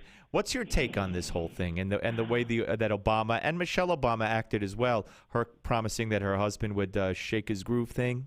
Well, I mean, first of all, let's just talk about the tragedy of this. I mean, this is just so horrible that this person who'd talk about, the proverbial red flags, they were flying all over the place, and that he was not, if screened, really abysmally so. I mean, he had a criminal history, arrest history, he had a mental disease history, and still we allow this guy on the Navy Yard with these guns. And I'll tell you, what I heard today is the way that he got in was he shot the guard in the face. I mean, it just gets, the more details I hear, the worse it is. I don't think it's an Obama issue. I think it's more, I mean, I know, Steve, you're the political guy. I'm not so much political. I see it more as a real failing in our system to, why aren't we screening people? Yeah, why are we letting people on to have we not learned from Fort Hood, for example? Well, absolutely. We have a horrific security issue with regard to our military facilities and our security issues. I had Bill Gertz of the Washington Free Beacon earlier, one of the best national security writers in the country, and he said that the system is totally broken. They know it's broken, but nobody's willing to. There's no oversight of it. But how come after Fort Hood and all the atrocities that came there, and all the talk that you and I did, and so many of our cohorts, colleagues, talked about? Okay, if there's a silver lining, and of course it's a horrible tragedy, if there's a silver lining in a tragedy, it's to make it better so it never happens again. And this happens with, just a guy is able to waltz in there with this phantom security card and waltz in with all this armory? No. Well, actually, yeah. See, I hadn't heard that he shot the guard in the face. Maybe he did, but I don't think it was a phantom security card. The problem is he had top secret security clearance. Yeah, but those are supposed to be looked at. I know that. Yeah, but it wasn't like right. But it wasn't like it was somebody that he stole somebody's. Right. You're right. I misspoke. You're that's right. okay. That's you're okay. Right. I mean, I just remember when I was a federal prosecutor, that you always had to undergo these. They had to redo your surveillance, or not your surveillance, your security clearance. I had to redo them and again they should. And they should. Right. Go absolutely. Because things change. Even in a 6-month period, things can change. They were always doing that. No. So there's no doubt there's a security problem. Right. There's also the red flags that were missed, and how someone with an arrest record at all, exactly, let alone Forget involving guns, exactly. can get this kind of security clearance at a military facility. No, it makes absolutely no sense. But moving on from there's two issues now cropping up. One, and this is something that that we talked about yesterday, and even the left wing shows have been taking the Obamas to task. First of all, he held an event that was scheduled. He didn't cancel it. It was on the economy, the 5th anniversary of the economic tank. Right. Yeah, and he actually said, and we played the cut before, in addition to trashing Republicans in general, and specifically, he said, do they really want to hurt people? I mean, while this thing was going on, he said that. And Michelle, earlier in the day at 10 o'clock, 2 hours after this started, she promised at a Latino event, a Latino music event that night for PBS, which was canceled, which was the right thing to do. Right, cancel everything. She said the president would shake his groove thing to students. Again, while they're cleaning bodies off the floor. I don't know what these people are thinking in the White House. I don't understand. I'm not going to make any apologies. It doesn't make any sense to me. I don't understand it. I can say nothing more than that. No, okay, There's no commonsensical, rational response to that. Now let's go to the gun issue. Right. Just as inappropriately, I believe, and as foolishly, I believe, the left is already out in full force saying we need more gun laws. Dick Durbin takes to the floor of the Senate. Dianne Feinstein. Barack Obama basically mentioned another mass shooting, is what he said yesterday, and kind of labeled it. And to me, that gave the green light to the Feinsteins and the Durbins to go ahead and say what they're going to say. Yeah, even Henry Winkler, tweeted out something that don't have any gun laws. Let's all shoot each other. When Washington D.C. has the strictest gun laws in the nation, we know. We talked about it. This was more of a security issue. This has nothing to do with gun laws or a paucity of gun laws. No, because if he would not have been. If the security had been better, he would never have got even near that gate. So it wouldn't have been a gun issue at all. And you're right about Washington D.C. And there was a Supreme Court decision a couple of years ago being very, very strong on gun laws in Washington D.C. Yeah, so I mean, it just seems to me to be the craziness that does. And by the way, a recent study in the last 30 years, mass shootings, which are classified as 4 or more people randomly shot in one setting by one person, about 500 and 90 or so people killed or something like that. Less than 0.1% of all the murders in this country in that time period. Right. So I think it's less to do about gun control than it is about treating mental illness. I mean, I really do. And we think about Newtown. That was the whole that was raised in Newtown. Why did he have this gun? But it was also, wait a second, his mother was trying to get him involuntarily restrained and put into some kind of facility, and that's what apparently set him off. Again, red flags. Mental illness. This guy, mental illness. Why is nobody looking at that prong of the story? Yeah, no, absolutely. All right, let's talk about the exciting news, the book. Talk a little bit about where we've gone with 1 and 2, and where we are with the completion of the trilogy. Fatal Tide, as you said, the third in the trilogy. It's with these characters out in East Salem, which is a fictitious town upstate New York, and it's all about good versus evil and Satan. And yesterday it was crazy when all this was breaking yesterday. I was at Fox and thinking, oh my gosh, Fatal Tide is coming out tomorrow. So many of the things that are in Fatal Tide are exactly mirroring what we saw yesterday, the evil. And we've got these 2 humans that are trying to bring some good to the world. I try to put a little humor into it as well, but so many things that you see in Fatal Tide are what we're seeing in our day-to-day news. Yeah, no, absolutely, and it's almost tragically ironic. It is tragically ironic. It really is. You can't make this stuff up. Well, I do. Yeah, I was going to say you do, I do but make this stuff so up. much of it is based on the unfortunate realities. Yeah. And it's scary, but your books are always such great reads, and they fascinate.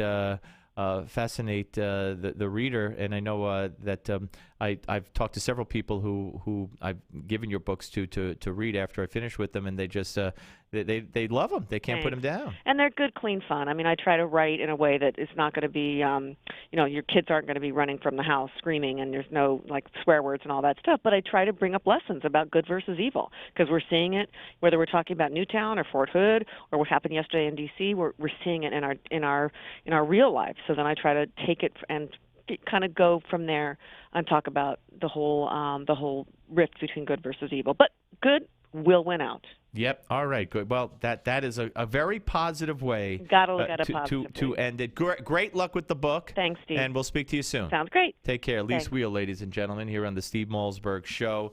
And yeah, look, Lise tends to lean a little bit to the left on many issues. Legally speaking, socially speaking, is what I've my experiences in watching her and listening to her and talking with her over the years. But I think this is pretty open and shut. I think what happened yesterday is a mental health issue. Absolutely, it's a mental health issue. We also have reports that he's addicted to violent video games, which is also something that will never be addressed. Let Henry Winkler tweet out, tweets directed at his own industry, directed at the entertainment industry, directed at an entertainment industry that is so violent. And now, do I believe that we should ban violence in the entertainment industry? Absolutely not. You can't change the way we do things, change the way we live. Fundamentally, you could take precautions. like TSA, although TSA, some might say, does more harm than good sometimes. But you could take precautions, but you don't go overboard.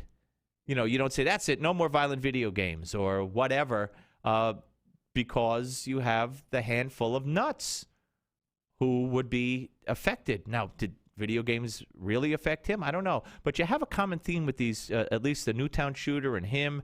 You have, and some others, you have the violent video games. You have mental problems, some of them on drugs, as far as, for depression or anti-anxiety, whatever those drugs are. So you do have a common thread with which to work from and to address these issues. But have you ever heard the president, again, I'm not for banning anything in the entertainment industry, but have you heard the president say entertainment industry? No. They're his Hollywood buddies. Guns, guns, guns, guns, guns. That's the only issue they want to address, and the American public is smart enough to know this, and the American public has seen through this, and the American public doesn't want this. If I hear one more time that 90% of the American public agree with, common sense gun laws, we have none. There are none that are common sense in the 20,000 plus gun laws that we have. Come on, enough is enough. Let's start admitting that the problem lies elsewhere. The problem lies outside of legislating away our rights to the Second Amendment and limiting our rights to the Second Amendment. Now, this president is, going his own way wherever he can. As a matter of fact, Jay Carney said today that he was going to, through executive order, do whatever he can do legally. To take his own initiative here because he knows Congress can't get it done and won't get it done because the people don't want it done. Now, we saw what happened in Colorado. Let's not diminish what happened in Colorado. In Colorado, ladies and gentlemen, 2 legislators were recalled just last week, last Tuesday, a week from today. A week ago today, I guess is what I should say. And they were recalled. One was the sponsor of the legislation, some of the anti-gun legislation. And one was a very big supporter of it. And they were kicked out of office, 2 Democrats in Colorado, because they were recalled because of the votes they took in limiting the Second Amendment rights of the constituents of the state of Colorado. And don't you think that did not send a chilling message up and down the spine of every one of these anti-gun, anti-Second Amendment lunatics in the House and in the Senate and in localities all over this country? Because they know that even Mayor Bloomberg, spending his millions, can't rescue them because he spent his money. I think he spent almost $400,000, just him alone, in those races. Didn't help. Probably hurt. Probably hurt, as a matter of fact. Did not help one bit. Now, when we come back, I want to play for you Sarah Silverman. This is about a week old, but Sarah Silverman, comedian, she had a bunch of actors and stuff, and she put together a skit touting the Black NRA. I want you to hear this when we come back right here. And by the way, 855-777-9660. If you want to weigh in on this, 855-777-9660. Right here on the Steve Malzberg Show on Newsmax TV and radio. The Steve Malzberg Show. Hi, this is Mike Reagan. Folks ask me, what would Ronald Reagan do if he were with us today? I believe the first thing he'd do is stop Obamacare. Already it's in effect, with higher taxes, hidden fees, skyrocketing insurance rates, big Medicare cuts. And some insurance plans are hit with a 40% tax. Protect yourself by getting the Obamacare Survival Guide. It's already a #1 New York Times bestseller. Newsmax says it's the best guide to the new law, giving you the strategies, tips, and loopholes you need to know. If you're insured on Medicare, a business owner, a medical professional, just about anyone, you need this book. Get the #1 bestseller, The Obamacare Survival Guide, at bookstores everywhere. Or get our special $4.95 offer and save $15 off the cover price by going now to Obamacare911.com. Obamacare911.com. That's Obamacare911.com. If you or someone you love is struggling with addiction to alcohol or drugs, then you must listen to this message, because there is hope. No matter what addiction you or your loved one is coping with, you are just one phone call away from real help. Recovery Hotline makes the healing process simple and affordable by matching people to fully certified and experienced inpatient facilities that are right for their personal situations. Call 800-668-1286 now. Don't wait another day. Money does not have to be an issue. Most insurance is accepted. Just call 800-668-1286 today. Recovery Hotline's mission is to help you or someone you love begin the healing process and get back a healthy and sober life. And we can even help with family interventions and travel arrangements. One phone call is all it takes to get back the life you or your loved one deserves. The call is free. The help is real. Call 800-668-1286. That's 800-668-1286. 800-668-1286. Again, 800-668-1286. 150 million people suffer from headaches. All you want is for the pounding in your head to stop.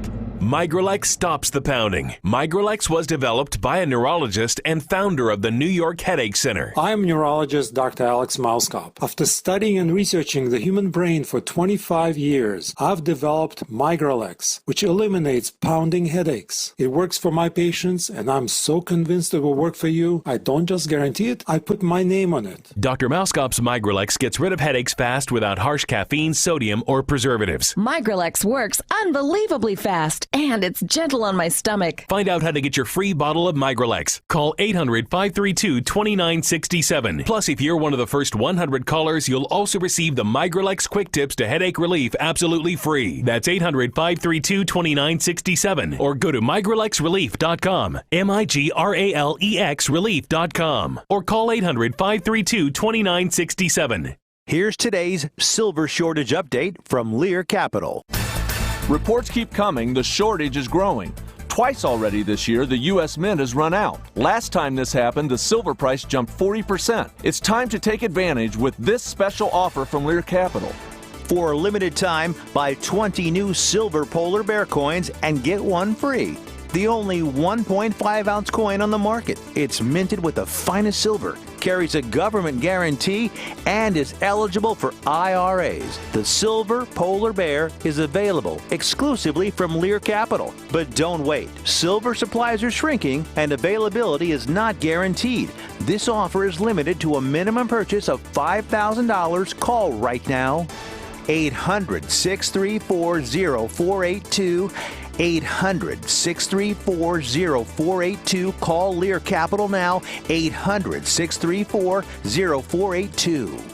The debt bomb is ticking. U.S. Treasury says our national debt will hit $28 trillion by 2018. Every second you keep your savings in paper investments, the national debt destroys your savings and your retirement. But just as the national debt has more than tripled in the last decade, so has gold. Gold rises with debt more than any other asset on Earth. So as the national debt doubles in the next 5 years, where do you think your savings and IRA need to be?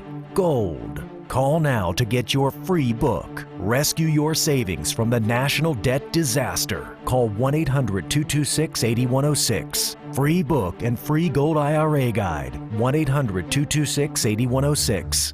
Stop the government from stealing your savings through reckless spending. Get your free book. Rescue your savings from the national debt disaster. 1-800-226-8106. 1-800-226-8106. 1-800-226-8106.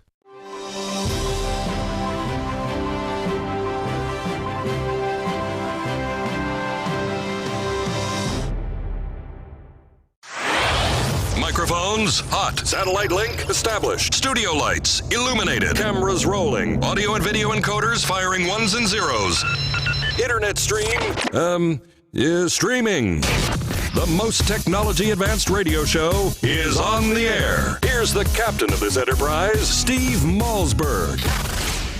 All right, ladies and gentlemen, we are back. First, before I get to the sound I wanted you to hear, This is important. Last week we had the massive boardwalk fire in New Jersey, down by the Jersey Shore, and it was just horrific. Seaside Park, and we are told now that the fire began accidentally. That came out earlier today, the result of an electrical problem.